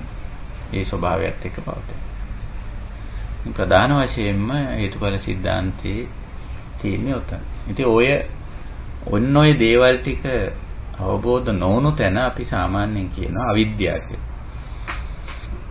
ඒකයි හේතුඵල સિદ્ધාන්තයේ බුදුරජාන් වහන්සේ අවිජ්ජා පත්‍යා කියලා ආරම්භ කරන්නේ. දැන් අපිට මෙතන මේ හැම ලින්ක් එකක්ම නැත්නම් හැම සිද්ධි දෙකක්ම අතර අන්තර් සම්බන්ධය නැත්නම් ඒකේ එතන අවිද්‍යාව ඇතිනම් තමයි එතන දුක තියෙන්නේ. නැත්නම් ඔය කිසිම සිද්ධියක් දුකක් වෙන්නේ නැහැ. දැන් මේක ටිකක් ඔබට නිකන් එකපාරට මම මෙහෙම කිව්වම ඒක නිකන් විමතිය දනවන කාරණයක් වගේ හැඟෙන්න පුළුවන්. දැන් අපි ওই සිද්ධි එකිනෙක අතර සම්බන්ධතාවයේ බැලුවොත් එහෙම අන්තිම සිද්ධිය වල ඉඳලා ජරා ව්‍යාධි මරණ ශෝක පරිදේව දුක්ඛ දෝමන සුපායාස අපේ සංපයෝග විපයෝග ඉච්ඡාලාභ කියන ඵලයයි ජාති කියන හේතුවයි දෙක ගත්තොත් මේක ස්වභාවික සංසිද්ධිය. එතකොට ඊට අදාළව අපි අර කුසලතා ටික වර්ධනය කරගෙන තියෙනවා නම් ওই සිද්ධි දෙක ඇත්ත වශයෙන්ම දුකක් නෙවෙයි. ප්‍රශ්නයක් නෙවෙයි. මේක හේතුඵල સિદ્ધාන්තයක් කියලා අවබෝධ කරගෙන තියෙනවා නම් ඉතින් ඒ පුද්ගලයාට ඔය සිද්ධි දෙක ජාති සහ එහි පළවන ජරා මරණ ආදී දේවල් ප්‍රශ්න නෙවෙයි. පුද්ගලයා දන්නවා මේක හේතුඵල સિદ્ધාන්තයක්. ඉතින් ඔතන මොකක් හරි වෙනස් කරගන්න අර සබ්බාසව දේශනාවට අනුව ඒ කුසලතා ටික වර්ධනය කරගෙන තියෙනවා නම් ඉතින් එයාට පුළුවන් එක පැත්තකින් සමහර ඒවා තේරුම් ගන්න දස්සනා සමහර තැන්වලදී කිරීම හෝ නොකර හැරීම කරන්න පුළුවන්. සංවර ඊළඟට පටිසේවන සමහර විශේෂ දේවල් ඇසුරු කරන්න පුළුවන්.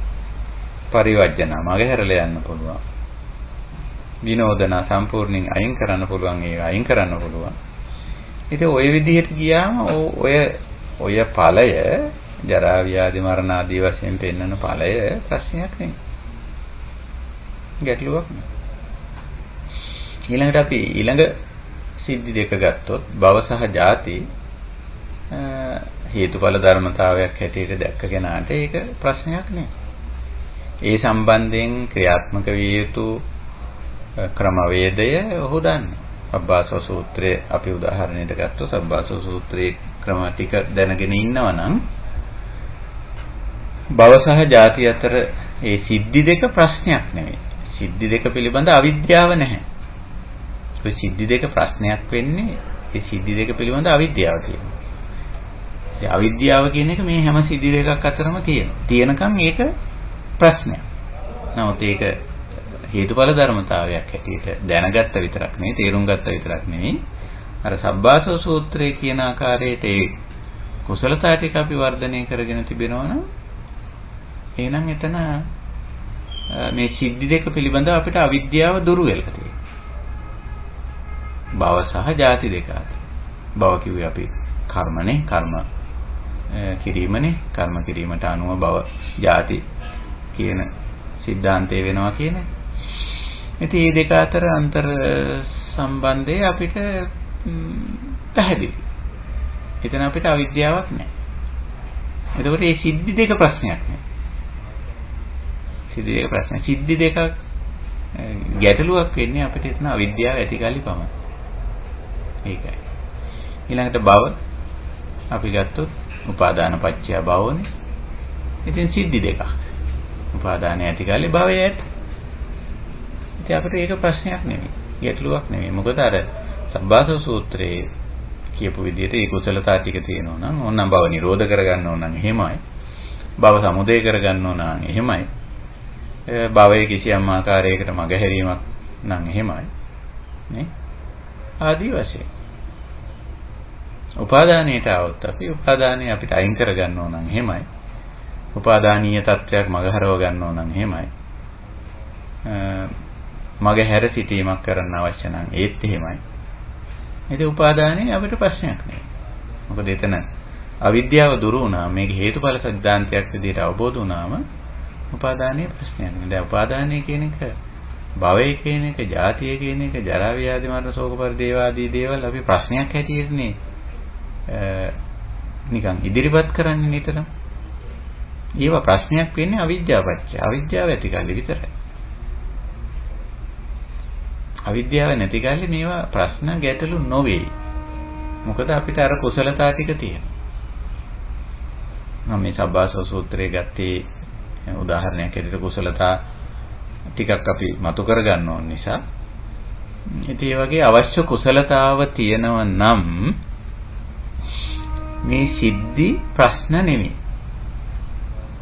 සිද්ධි ප්‍රශ්න වෙන්නේ නිතරම ඒ කුසලතාව නැතිකම. විශේෂයෙන් අවිද්‍යාව ඇත කිව්වොත් අපිට කියන්න වෙන්නේ අවශ්‍ය කුසලතා නැත කියන.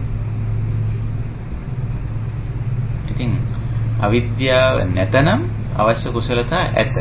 අවශ්‍ය කුසලතා ඇති කල්හි මේ කිසිම සිද්ධියක් සංකාරවත්, විඥානවත්, නාම රූපවත්, සලආයතනවත්, පස්සවත්, වේදනාවත්, තණ්හාවත්, උපාදානවත්, භවවත්, ජාතිවත්, ජරා මරණ ශෝක පරිදේව දුක්ඛ දෝමනස් උපායාස මේ කිසිවක් ප්‍රශ්න නොවේ.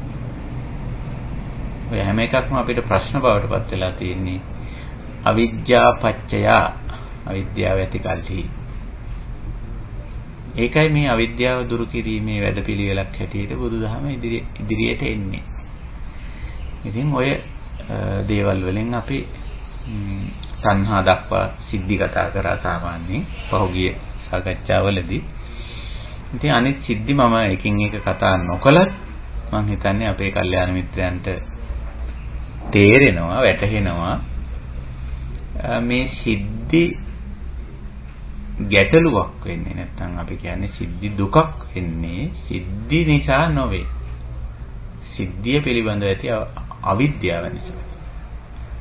දැන් අපි ගත්තොත් අපි තණ්හා දක්වා කතා කරා. ඊළඟට තියෙන වේදනා කියන්නේ විඳීම කියන එක. තණ්හා ඇති වෙන්නේ වේදනා පත්‍ය කියලායි අපි කිව්වේ. ඒකට විඳීම කියන එක ඵලය නම් ඒක හේතුව පොඩ්ඩක් බැලුවොත් මේ පස්ස පත්‍ය වේදනා. එහෙමනේ. අරමුණු හිත වැඩිම නිසා විඳීමක් සිද්ධ වෙනවා. ඉතින් විඳීම ප්‍රශ්නයක් වෙන්නේ අවිද්‍යාව තියෙනවා නම් විතරයි.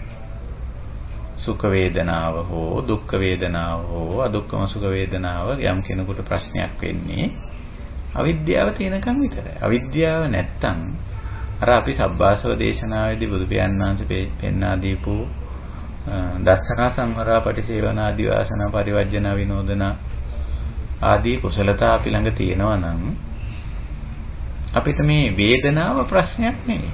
විඳීම කියන දේ නැත්තම් විඳිනවා කියන මේ සිදුවීම ප්‍රශ්නයක් නෙවෙයි.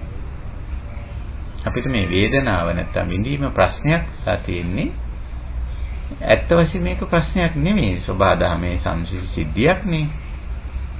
පස්සපච්චය වේදනා කියන එක. අරමුණු හිතට වැද ගැනීමත් එක්ක අර හිතින් අරමුණු විඳිනවයි කියන එක ගැටලුවක් ප්‍රශ්නයක් නෙවෙයි. ඒක යම් කිසි හේතුඵල ධර්මතාවයක්. නමුත් ඒක අපිට ගැටලුවක් ප්‍රශ්නයක් වෙලා තියෙන්නේ ඒ පිළිබඳ අවබෝධය නැතිකමෙන්. අවබෝධය නැතිකමට අපි අවිද්‍යාව කියලා. ඉතින් අවබෝධ වුණ කෙනාට අර ඕනම එකක් ඔතෙන්දී අපි හිතමු දුක් වේදනා කියන එක ප්‍රශ්නයක් කියලා දැනට නිකන් අපි කියමු දුක් වේදනා කියන ප්‍රශ්නයක් නෙවෙයි ධර්මතාවයක්.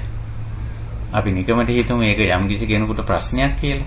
අපිට මේ අපේ මට්ටමින් කතා කරන්න බැහැනේ සාමාන්‍ය පුතඥයත් එක්ක කතා කරනකොට. මේ පුතඥ කෙනා කියයි දුක් වේදනා මොකද ප්‍රශ්නයක් නොවෙන්නේ. ඒක ප්‍රශ්නයක් තමයි ඔයාලට ප්‍රශ්නයක් නොවුනට.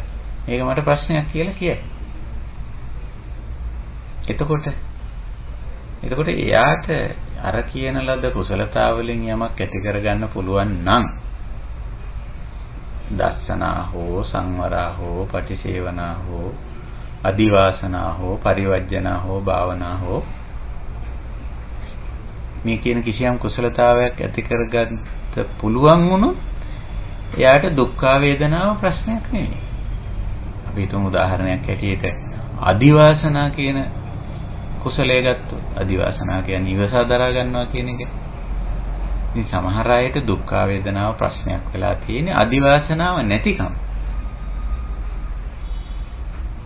ඒක කයින් මනසින් විඳදරා ගැනීමේ නොහැකියාව නිසායි ඒක ප්‍රශ්නයක් වෙලා තියෙන්නේ. විඳදරා ගන්න පුළුවන් තත්වයට ආපු ගමන් මේක ප්‍රශ්නයක් නෙවෙයි.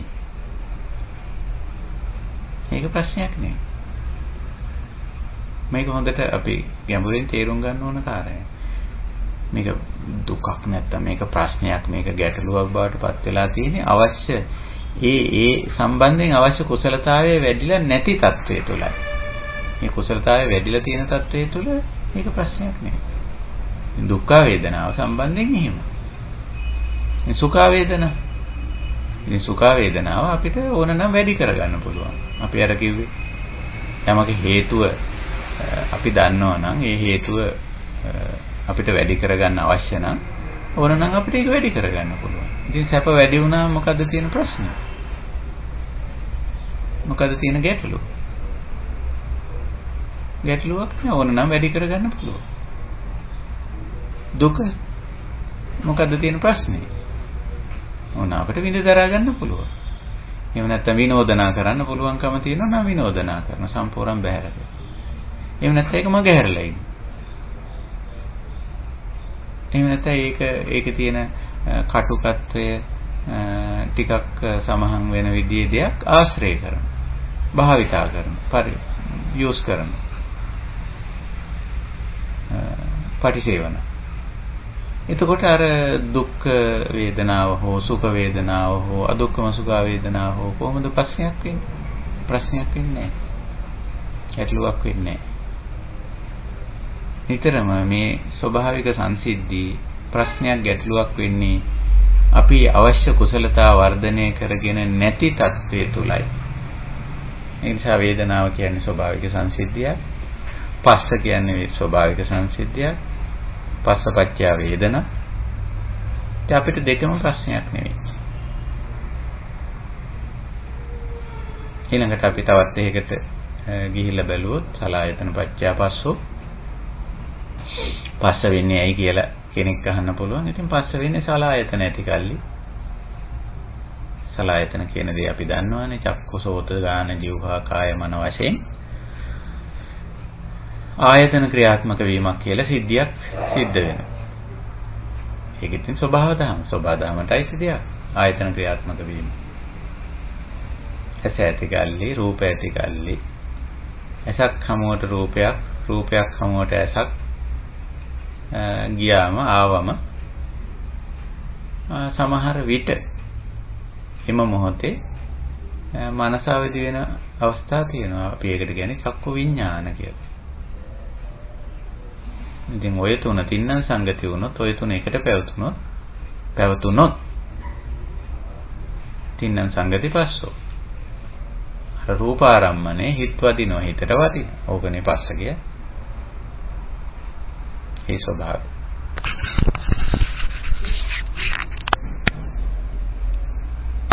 එතකොට මේ දැන් ඔබට මේකෙන් හිතෙනවා ඇති මම කතා කරමින් හිටියේ සලායතන කියන සිද්ධිය. අපි මේවා දැන් හේතුඵල ධර්මතාවය යටතේ අපි මේවට කියන්නේ සිද්ධි කියලා. සලායතන ක්‍රියාත්මක වීම කියන සිදුවීම. ඒ කියන්නේ මේ අපේ වර්තමාන ජීවිතයේ සිදුවෙන සිදුවීම් මේ අපි කතා කරන්නේ. එතකොට ඇහැක් ඇති කල්ලි, රූපයක් ඇති කල්ලි, ඇහැ දෙසට රූපේ ගියොත්, ඇස ළඟට රූපය ආවොත්, මේ දෙක හමු වුණොත් සමහර විට අපේ හිත යොමු වෙන්න ඉඩ තියෙනවා රූපයට. ඒකට තමයි තින්නම් සංගති කියලා කිව්වේ. තින්නම් කිව්වේ තුන. ඇහැ රූපයයි චක්කු විඥානයයි කියන්නේ. තින්නම් සංගතිය ඔය තුන එකට පැවතුනොත් පස්සෝ ඒ අරමුණ හිතට යන්න ඉඩ තියෙනවා. ඒකට එහෙම ගියොත් පස්සපච්චය වේදනා. ඒකට මේවා සිද්ධි මිසක් හේතුඵල ධර්මානුකූලව සිද්ධ වෙන සිද්ධි. ඒකට මේක ගැටලුවක් බවට පත් වෙන්නේ. ආයතන ක්‍රියාත්මක වීම ගැටලුවක් කිය. පස්සේ ගැටලුවක් කිය. පස්සේ නොවිය යුතුය. ආයතන ක්‍රියාත්මක වීම නොවිය යුතුය.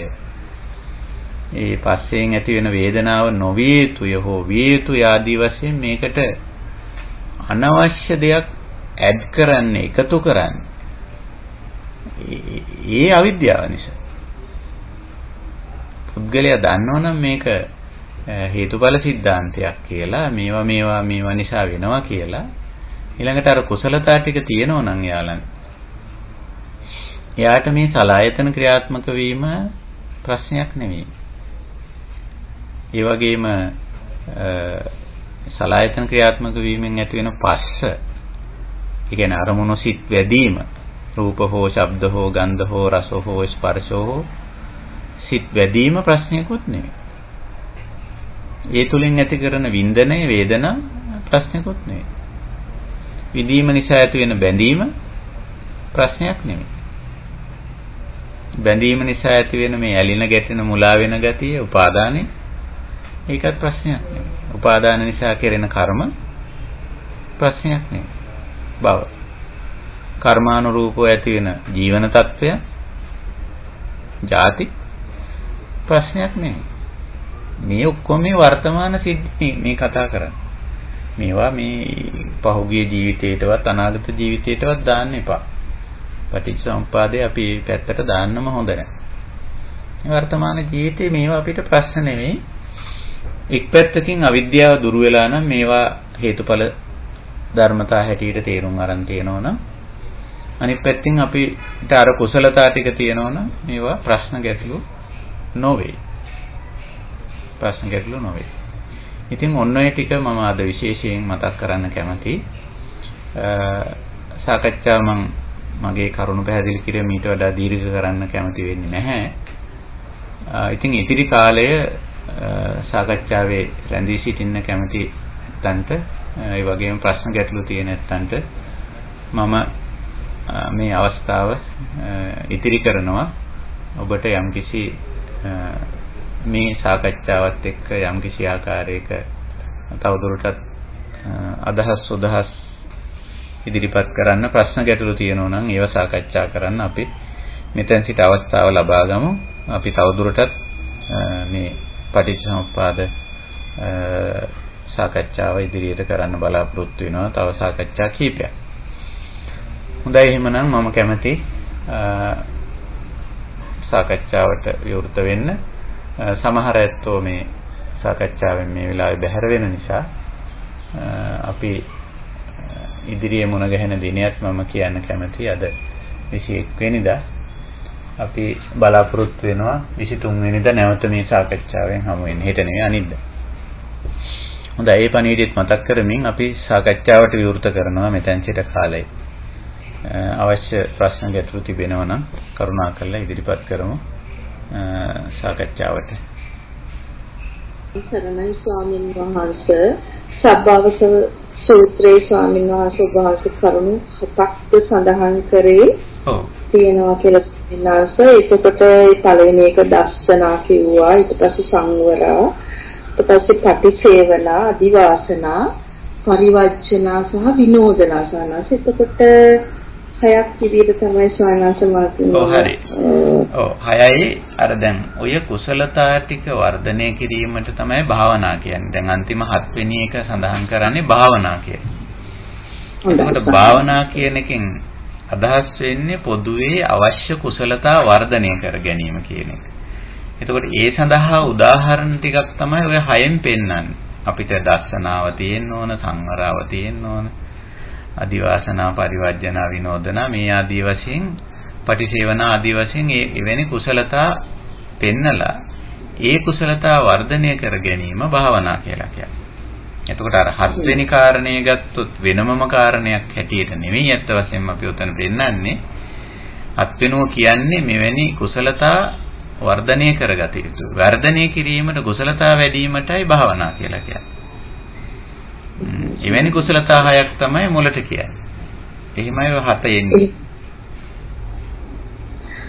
මයිසම්නා සතරවන් සරණයි. පෙරවන් සරණයි ස්වාමීන් වහන්සේ අවසරයි. ස්වාමීන් වහන්සේ මට තාම අර සලායතන කියන එක පොඩ්ඩක් තේරුම් ගන්න අපහසුතාවයක් තියෙනවා. එතන සලායතන පත්‍ය පස්ස කිව්වහම නිකන් දැන් මට නිකන් හිතෙන්නේ සලායතන කියන එක අපේ මේ භෞතික සලායතන වලට එහැංගිය එකක් වගේ කියලා. මොකද දැන් සලායතන නිරෝධා මේ නාම රූප නිරෝධා සලායතන නිරෝධා වෙනවනේ. එතකොට ස්වාමීන් වහන්සේ දැන් රහතන් වහන්සේ කෙනෙකුට දැන් රහත් වුණාට පස්සෙත් සලායතන පාවිච්චි කරනවානේ. ඒ නිසා මට හිතෙනවා එතන ඊට වැඩි ගැඹුරක් තියෙනවද කියලා. ඒ වගේම අර තව පරයයවල් ගත්තාම ඔය චක්කුංච පටිච්ච රූපේ චුක්කද්ද චක්කු විඥානං තින්නම් සංගති පස්සෝ ඒව එක්කම ගලපනකොට මේ නිකන් අපේ ඒ මානසින් හදාගන්න සලායතන වර්ගයක්දෝ කියන හැඟීමක් වගේ තියෙනවා. අනේ ස්වාමීන් වහන්සේ පොඩ්ඩක් පැහැදිලි කරලා දෙන්න. තේරුවන් ගන්නයි. ඔව්, එතන මේ සලායතන පස්ය සලායතන පච්චය පස්සෝ තින්නම් සංගති පස්සෝ ඔය අවස්ථා දෙක ගන්නකො. දෙකම පස්සනේ කියන්නේ. මදුබින්දික සූත්‍රයේදී ඔය මහත්මයා ඉදිරිපත් කරපු එතන කියනවා තින්නම් සංගති පස්සෝ කියලා. මෙතන පටිච්ච සමුප්පන්න ධර්මතා පැහැදිලි කරද්දී සලායතන පච්චය පස්සෝ කියනවා. එතකොට දැන් මෙතන දෙකක්ද එකක්ද කියලා නිකන් අපිට පොඩ්ඩක් නිකන් විමතියක් වගේ ඇති වෙන්න පුළුවන්. නමුත් දෙකක් නෙමෙයි. දැන් තින්නම් සංගති කියනකොට එතනක් තියෙන්නේ නාමයි රූපයි. ඇහැ තියෙන, රූපේ තියෙන, චක්කු විඥානය තියෙන. ඇහැයි රූපයයි දෙක රූප ධර්ම, විඥානේ නාම ධර්ම. ඊට පස්සේ සලායතන පච්චය පස්සෝ කියන තැන ආයතනයක් ගත්තම එක් ආයතනයක් ගත්තොත් ඒ ආයතනයේ ක්‍රියාත්මක වෙන්නේ නාමයි රූපයි. දැන් චක්කු ආයතනය ගත්තොත් චක්කු ආයතනයේ ක්‍රියාත්මක වෙනවයි කියනකොට අඩුම ගානේ රූප ධර්ම දෙකකුයි නාම ධර්ම දෙකකුයි ඇති වෙනවා. රූප ධර්ම දෙක වෙන්නේ ඇහැයි රූපයයි. නාම ධර්ම දෙක වෙන්නේ චක්කු විඥානයයි චක්කු සංපස්සයයි. එතකොට එතන ආයතන කියන නමින් හැඳින්නුවට ආයතන කියන නමින් හඳුන්වන්නේ මොකද? එතන ක්‍රියාත්මක අවස්ථාව. මෙතන ඇහැ රූපය චක්කු විඥානය චක්කු සංපස්සය නිකන් වෙන වෙනම තියෙනව නෙමෙයි. ඒවා දැන් එකට ක්‍රියාත්මක වෙන අවස්ථාව. එතන තියෙන්නේ නාම රූප පත්‍යමයි. අර එතන එකට ක්‍රියාත්මක වෙන නිසා ආයතන කියන නම කිව්වා. ආයතන පත්‍ය පස්සෝ කිය. අතන තින්නම් සංගති කියලා කිව්වේ එතන තුනක් කියන්නේ අර සංඛ්‍යාවක් හැටියටයි එතන කිව්වේ තින්නම් කියලා. නමුත් ඒ තුනේ තියෙන්නේ නාම රූපමයි. අන්තිමට බැලුවොත් නාම රූප පත්‍ය මේ එතන තියෙන්නේ නාම රූපයක්මයි. සලආයතනේ තියෙන්නේ නාම රූප. ඊට පස්සේ අතන තින්නම් සංගති කියන තැන තියෙන්නේ නාම රූප. එතකොට ඒ එකකින් පස්ස වෙනවා. එතකොට ආයතන හැටියට කිව්වත් නැත්තම් තින්නම් කියලා කිව්වත් ඒ හැමතැනම තියෙන්නේ නාමයි රූපයි. ඒකයි නාම රූප පත්‍ය සලආයතන කියන එක තේරුම් ගන්න. ඔය කොහොම කිව්වත් අතන සංඛ්‍යාත්මකව කිව්වා මෙතන ක්‍රියාකාරී වීම ගැන කිව්වා. කොහොම වුණත් තියෙන්නේ නාම රූප. ඒකයි නාම රූප පත්‍ය සලආයතන කියලා කියන්නේ. ආයතන කියලා කියන්නේ නාම රූප ක්‍රියාත්මක වීමමයි. ඒකේ ඊට වැඩිය නිකන් අමුතු ඒක නිකන් මනසින් හදාගන්න වගේ දෙයක් නෙමෙයි. මනසින් හදාගන්න දෙයක් නෙමෙයි. මානසික පැත්තකුත් ඒකේ තියෙනවා. නමුත් මෙතන නාමයි රූපයි ක්‍රියාත්මක වීමක්මයි හරිම ස්වභාවික සංසිද්ධියක් මේක. කිසිම ආකාරයෙන් අපි ඇති කරගන්න නිකන් අමුතු මේ કૃතිම මේ தත්වයක් එහෙම නෙමෙයි සලආයතන. අර තින්නම් සංගතිය කියන්නේම සලආයතනෙටමයි වෙන දෙයක් නෙමෙයි. ඉතින් තින්නම් සංගතියයි සලආයතනයයි කියලා කියන්නේ හරිම ස්වභාවික සංසිද්ධියක්. අර සංගතියටමයි සලආයතන කියන්නේ. අතන සංගතිය කියලා වචනේනේ පාවිච්චි කරන්නේ. ඒකට ක්‍රියාත්මක වීමක් එතන කියන්නේ. මෙතන ආයතන කියන වචනෙන් අදහස් කරේ නාමයි රූපයි එකට ක්‍රියාත්මක වීම. හරිම ස්වභාවික සංසිද්ධියක්. මේකේ කිසිම අමුතු දෙයක්, કૃතිම දෙයක්, විවෘති දෙයක් මොකොත්ම නැහැ. ඒක අතින් අපි මේ විදිහට අවබෝධ කරගත්තොත් හරි. නැත්නම් එහෙම නැති වුණොත් ඔන්න අපහුව අපි අවිද්‍යාවකට යන්න ඉඩ තියෙනවා. ඒකයි. පැහැදිලි ස්වාමීන් වහන්සේ සාකෝදීක ප්‍රශ්නයක් තියෙන ස්වාමීන් වහන්සේ දැන් මේ නාම රූප පත්‍ය සලආයතන කියලා ගන්න ඒ එක ලින්ක් එක ඊට කලින් අපි ගත්තොත් ස්වාමීන් වහන්සේ අවිද්‍යාව පත්‍ය සංඛාර සංඛාර පත්‍ය විඥාන විඥාන පත්‍ය නාම රූප පත්‍ය සලආයතන. එතකොට ස්වාමීන් වහන්සේ අපි හේතු ගන්නකොට ඒ කලින් ඔක්කොම එකම ගන්නත් පුළුවන්ද? ඒ කියන්නේ දැන් අපි හිතමුකෝ මේ සලආයතන වලට හේතුව කියලා ගන්නකොට අවිද්‍යාව සංඛාර විඥාන නාම රූප ඒ හතරම ගන්න පුළුවන්ද? එහෙම නැත්නම් නාම රූප විතරමද සලකන්න ඕනේ? නිකන් අපි මානසිකාරයක් කරනකොට පොඩ්ඩක් ටිකක් මම ගැඹුරු කාරණයක් මෙතෙන්දි කියන්න වෙනවා. ඒ කියන්නේ දැන් සලආයතන නිරෝධ කළ යුතු නම් එකක් වුණ දැන් සලආයතන නිරෝධ කළ යුතුද කියලා මම එක ප්‍රශ්නයක් ඔයත් ඉදිරියේ තියෙනවා. ඒ සලආයතන නිරෝධය කළ යුතු නම් අපිට සලආයතනයේ හේතුව අවශ්‍ය වෙන්නේ සලආයතන නිරෝධ කළ යුතු නම් තමයි. එතකොට එහෙනම් නාම රූප අපිට ඒකේ හේතු කාරකේ අල්ලන්න වෙනවා. සලආයතන නිරෝධයක් අපිට අවශ්‍ය නැත්තම් ඒ කියන්නේ සලආයතන ක්‍රියාත්මක වීම ධර්මතාවයක් හැටියට සලකාගෙන ඒ ක්‍රියාත්මක වීම හැමුවේ උපේක්ෂාවෙන් කටයුතු කරන්න පුළුවන් නම් මේ ජීවිතය තුළ අපිට සලආයතන නිරෝධයක් පිළිබඳව කතා කරන්න උවමනාවක් වෙන්නේ නැහැ. එතකොට දැන් මම ප්‍රශ්න දෙකක් මෙතෙන්දි තියෙනවා. ඔබට සලආයතන නිරෝධයක් අවශ්‍යද? එහෙම නැත්නම් මේ සලආයතන නිරෝධත් සමග අර කුසලතා වර්ධනය කරගෙන ඔබට පවතින්න පුළුවන්. මේ සලආයතනත් එක්ක පවතින්න පුළුවන්ද?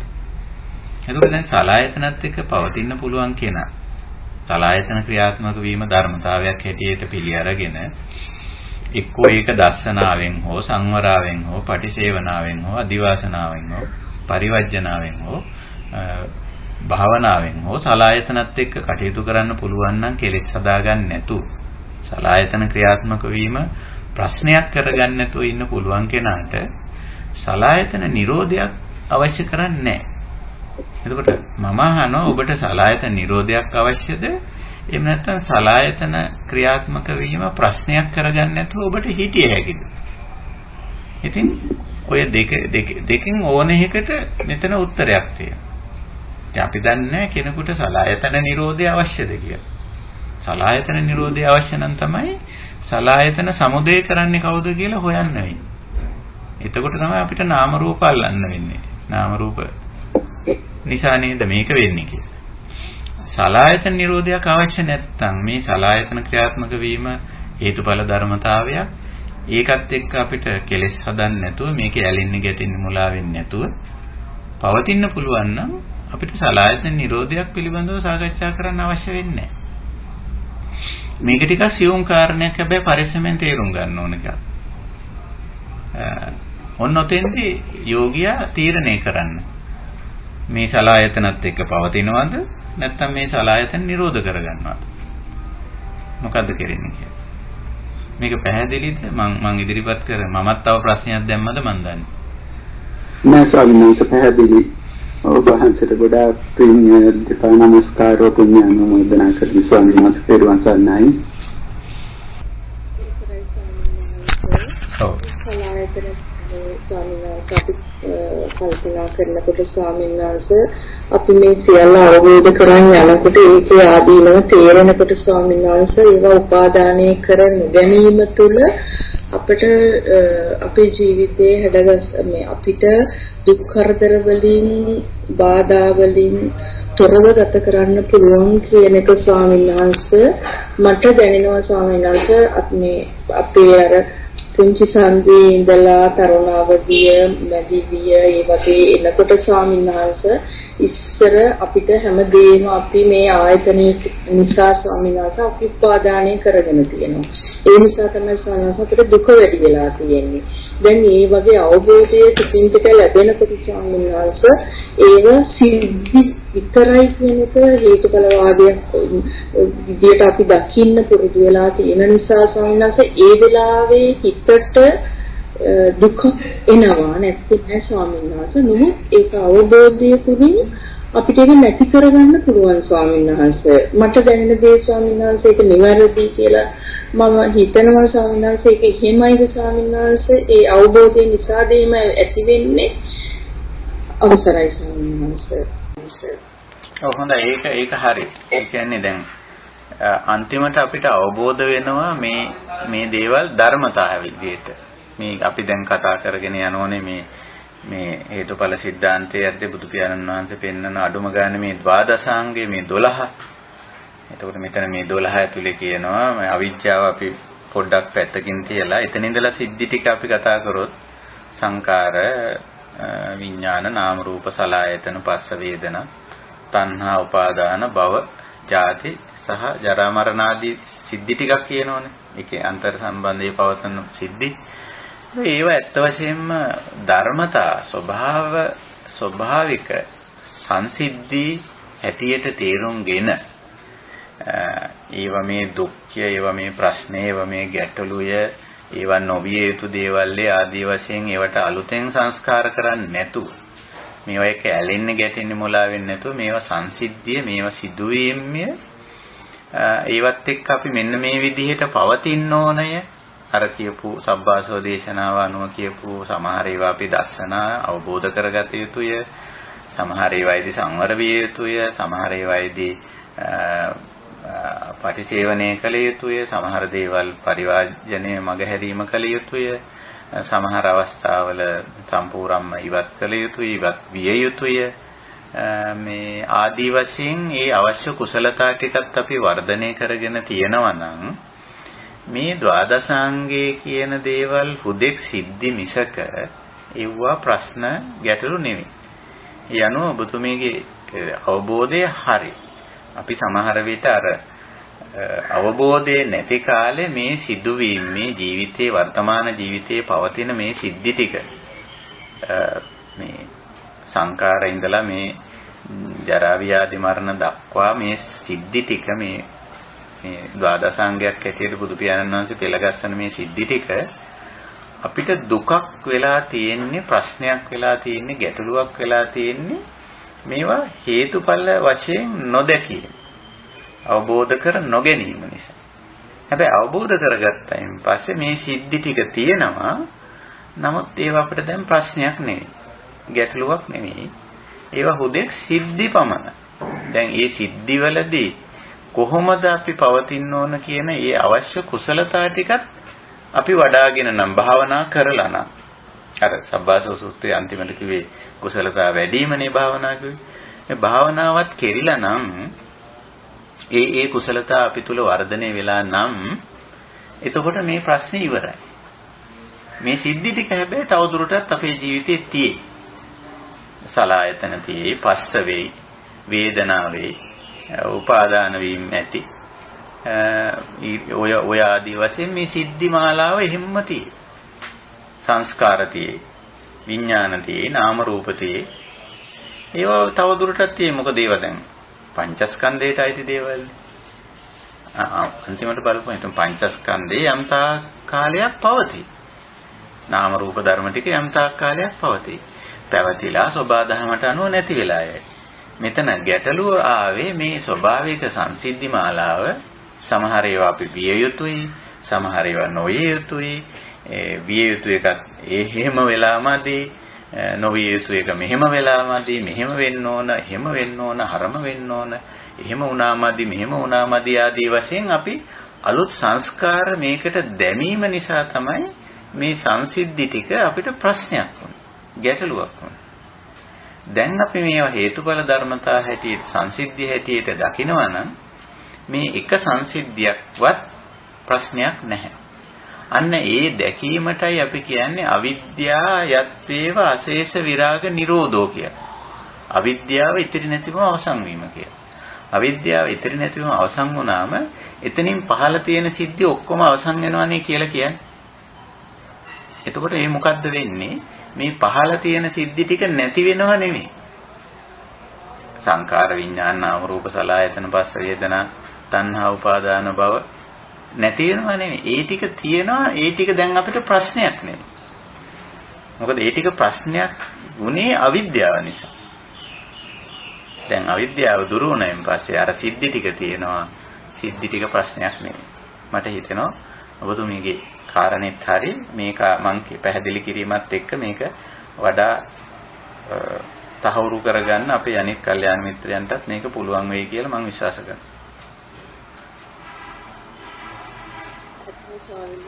සාමාන්‍යයෙන් දැන් මගේ ඇත්තටම සාමාන්‍යයෙන් මගේ දුර්වලකමක් විදිහට මම දැන් අඳුරගෙන තියෙනවා. ඉස්සර ස්වාමීන් වහන්සේ කෙනෙක් තරුණ කාලේ වගේ මොනවා හරි මම හිතුවා නම් සාමාන්‍යයෙන් සම්මතයක් විදිහට ඒක නිවැරදි කියලා අපි දැකලා හැමෝම තියෙනවා නම් ඒක වැරදි දේ ඇයි ඕගොල්ලන් කරන්නේ මේක වැරදි නේද කියලා ස්වාමීන් වහන්සේ ඒක හඹා යන ගතියක් මට තිබුණා ස්වාමීන් වහන්සේ. ඒක ස්වාමීන් වහන්සේ දැන් ඇත්තටම මේ ධර්මතා හේතුඵලවත් දකිද්දී ස්වාමීන් වහන්සේ මට ඒක තේරෙනවා මම ඒක කොට උච්චර දුරට දැන් අවබෝධ කරගන්න තියනවාද කියලා. ඒ නිවැරදි කර ගැනීමට මම දරන ප්‍රයත්නයේ තුලින් ඇත්තටම ස්වාමීන් වහන්සේ තවත් ප්‍රශ්න වැඩි වෙලා තියෙනවා මිසක් ඒක වෙනසක් දැකලා නැහැ. ඉතින් ගොඩක් දුරට ස්වාමීන් වහන්සේ සමහර ඒවා නම් ඒවා ඒගොල්ලන් අවබෝධ කරගෙන වෙනස් කරගෙන තියෙනවා. ඒ කියන්නේ රැකියාවත් එහෙමයි, ගෙදර දොර තත්ත්වයක් එක්කම මේ කියන්නේ ස්වාමීන් වහන්සේ. ඉතින් ඒ නිසා වහන්සේට මට ඒක අද මම ලොකු දෙයක් ස්වාමීන් වහන්සේට තේරුම් ගත්ත වහන්සේට අනේක වාරයක් කුසලයක් අයිති වේවා ස්වාමීන් වහන්සේ තෙරුවන් සරණයි. ඔව් ඇත්තටම අර ඔබතුමී කියපු කාරණේට මම තව චුට්ටක් එකතු කරන්න කැමතියි. දැන් අපි ලෝක සම්මතයේ මෙන්න මේවා හරි මේවා වැරදි කියලා අපි මේ තීරණය කරගෙන තියෙනවානේ. ඒකේ වැරද්දක් නැහැ. හරි දේ හරි වැරදි දේ වැරදි තමයි. නමුත් අපි අර වැරදි දේ නම් නොවිය යුතුයම කියන තැනට අපි ඇවිල්ලා ඉන්නේ. හරි දේ විය යුතුයමයි කියන තැනට ඇවිල්ලා ඉන්නේ. එතකොටම අපි සංස්කාරයක් කරලා තියෙන්නේ. ඒක අකුසල සංස්කාරයක්. ඒ කියන්නේ වැරදි දේ නොවිය යුතුයි. හරි දෙයම විය යුතුයි කියන එක ඇත්තටම අකුසල සංස්කාරයක්. ඇයි මම එහෙම කියන්නේ? වැරදි දේ සිද්ධ වෙනවා සමහර වෙලාවට හේතුඵල ධර්මානුකූලව. ඊළඟට හරි දේ නොවන අවස්ථාවක් තියෙන හේතුඵල ධර්මානුකූලව. අපි හරි දෙයම විය යුතුයි වැරදි දේම නොවිය යුතුයි කියන තැනට આવොත් එතන අවිද්‍යාව තියෙනවා. ඉතින් දැන් අවිද්‍යාව දැන් අපේ දුරු වෙලායි කියන්නේ අපි දන්නවා හරි දේ සහ වැරදි දේ කියලා දෙයක් ඇත්ත වශයෙන්ම තියෙනවා. කුසලයේ තියෙනවා, අකුසලයේ තියෙනවා, පින තියෙනවා, පව තියෙනවා, කල යුත්තේ තියෙනවා, නොකල යුත්තේ තියෙන එක ඇත්ත. නමුත් නොකල යුත්තේ නොවිය යුතුයම කියන තැන අපි ඉන්නේ නැහැ. කල යුත්තේ විය යුතුයමයි කියන තැන අපි ඉන්නේ නැහැ. ඔබතුමී කියන්නේ ඒක. එතකොට ඒක හරි. ඒ කියන්නේ අපි ඒ අවිද්‍යාවෙන් අපි බැහැර වෙලා ඉන්නේ. අපි දන්නෝ කල යුත්තේ කියලා දෙයක් සම්මත වෙලා තියෙනවා. හැබැයි ඒ කල යුත්තේ නොවෙන කල යුත්තේ කරන්න බැරි වෙන අවස්ථාත් හේතුඵල ධර්මානුකූලව මතුවලා එනවා. නොකල යුත්තක් කියලා දෙයක් අපි සම්මත වෙලා තියෙනවා. ඇත්තටම නොකල යුතු දේවල් තියෙනවා. නමුත් නොකල යුතු දේ කෙරෙන අවස්ථාත් හේතුඵල ධර්මානුකූලව තියෙනවා. එහෙනම් අපිට එතන සියුම් අවිද්‍යාවක් අපේ ජීවිතෙන් බැහැර වෙලා තියෙනවා. එහෙනම් අපිට ඔය කල යුත්ත සහ නොකල යුත්ත, කල යුතු දේ නොකිරීම හෝ සිදු නොවීම, නොකල යුතු දේ කිරීම හෝ නොකල යුතු දේ සිදුවීම, නොසිදුවිය යුතු දේ සිදුවීම කියන මේ සිද්ධිත් එක්ක බොහොම උපේක්ෂාවෙන් ජීවත් වෙන්න පුළුවන්. ඒකයි ස්වභාවය.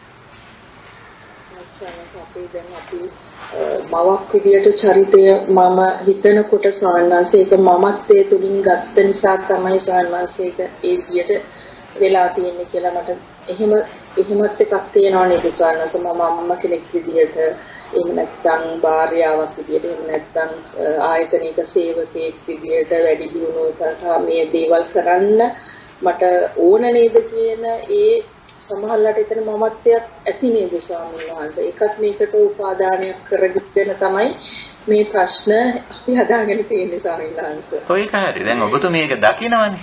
දැන් මේ දැකීම තමයි අර දස්සනාව. නේ? පළවෙනි එක දැන් අපි දස්සනාවෙන් පහ කළ යුතු දේ දැන් දස්සනා එනකොටම පහ වෙනවා. ඔබතුමීටම පේනවා මම මවක් බව ඇත්ත.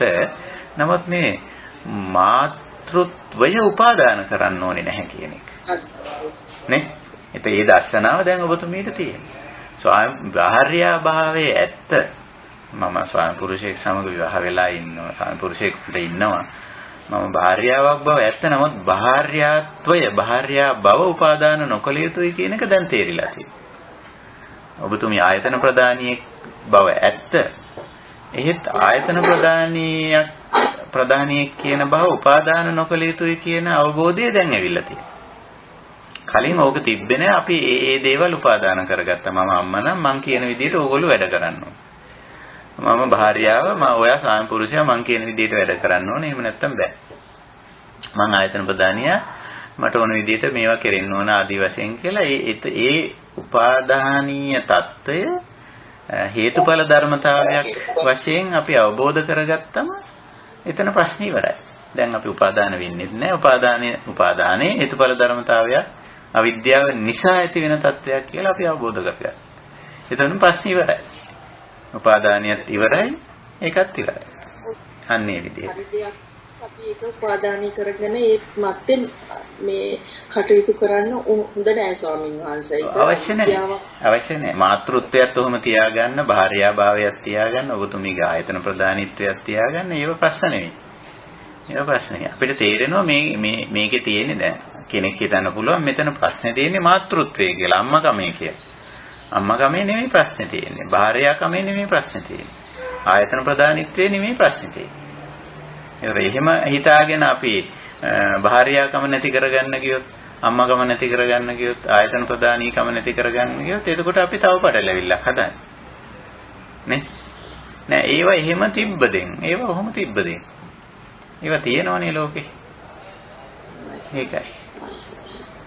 ඊර්වන් සර්ණසනසෙදා ඉස්සරහට වාසිත වේවා නිදුක් වේවා නිරෝගී වේවා කියලා ප්‍රාර්ථනා කරනවා. හොඳයි මම හිතනවා අදට අපේ සදහම් හමුවට අපිට ගත හැකි කාලය නිමයි. අපි හේතුඵල ධර්මතාවය තවදුරටත් සාකච්ඡා කරන්න බලාපොරොත්තු වෙනවා. ඉතින් අපි කාලයක් ටිකක් ඉස්සරහට ගත්තේ උදෑසන 5 මාර්ට ගත්තේ මේ දැන් සේවා කටයුතු වලට හුඟක් දෙනෙක් බැහැර වෙලා යන නිසා ඉතින් අපි මීට වැඩි කාලය ගන්න බලාපොරොත්තු වෙන්නේ නැහැ. ඉතින් අපි හේතුඵල સિદ્ધාන්තයේ හේතුඵල ධර්මතාවය තමයි අපි මේ සාකච්ඡා කළේ විමසුවේ තේරුම් ගනිමින් යන්නේ.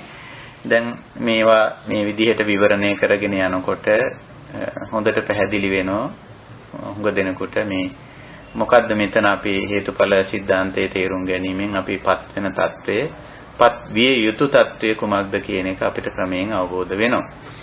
ඉතින් අපි අද සලායතන දක්වා වගේ අපි කතා කරා. තව ඉදිරි සාකච්ඡාවකදී ඉදිරි සිද්ධිත් අපි තව ටිකක් කතා කරමු. ඉතින් මේ පටිච්චසමුප්පාද ධර්මතාවයේ පිළිබඳ අවබෝධය ඉලක්ක වෙලා තියෙන්නේ අපි අර සාකච්ඡාවේ මුලදී කිව්වා වගේ නිරෝධය සඳහා සමුදය තේරුම් අරගෙන නිරෝධය සඳහා. එතකොට සමුදය කියන්නේ හට ගැනීම, පැවැත්ම, යමක් නිසා යමක් වෙනස් වීම, යමක් නිසා යමක් නැවැත්ම මේ ඔක්කොම වැටෙන්නේ සමුදය පැත්ත. එතකොට ඒක තේරුම් ගත්තයින් පස්සේ අපිට ඒක වෙනස් කළ යුතු නම් වෙනස් කිරීම, ඒකත් එක්ක පැවතිය යුතු නම් පැවතීම, ඒක වෙනස් කරන්න බැරි නම් ඒකට කොහොමද ඒකත් එක්ක පවතින්නේ? මෙන්න මේ කුසලතා ටික වර්ධනය කර ගැනීමේ පැත්ත අයිති වෙන්නේ නිරෝධ පැත්තට, දුක්ඛ නිරෝධ පැත්තට. ඒ ටික වර්ධනය කරගන්න අපිට උපකාරී වෙනවා මේ හේතුඵල ධර්මතාව. එතකොට සමුදය සහ නිරෝධ දෙක මේ කුසලතා, සමුදය කුසලතාවයයි නිරෝධ කුසලතාවයයි දෙක ඇති කරගන්නට තමයි විශේෂයෙන් මේ හේතුඵල સિદ્ધාන්තය අපිට උපකාරී වෙන්නේ. හොඳයි, අපි අදට අපේ සදහම් හමුව නිමා කරනවා.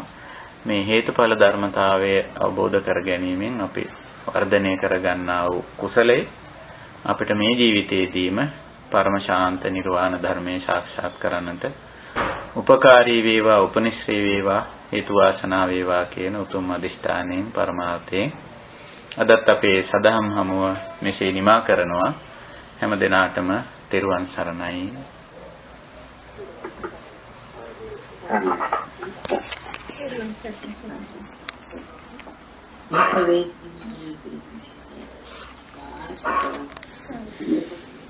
ජය තෙරුවන් සරණයි. සුවපත් වේවා.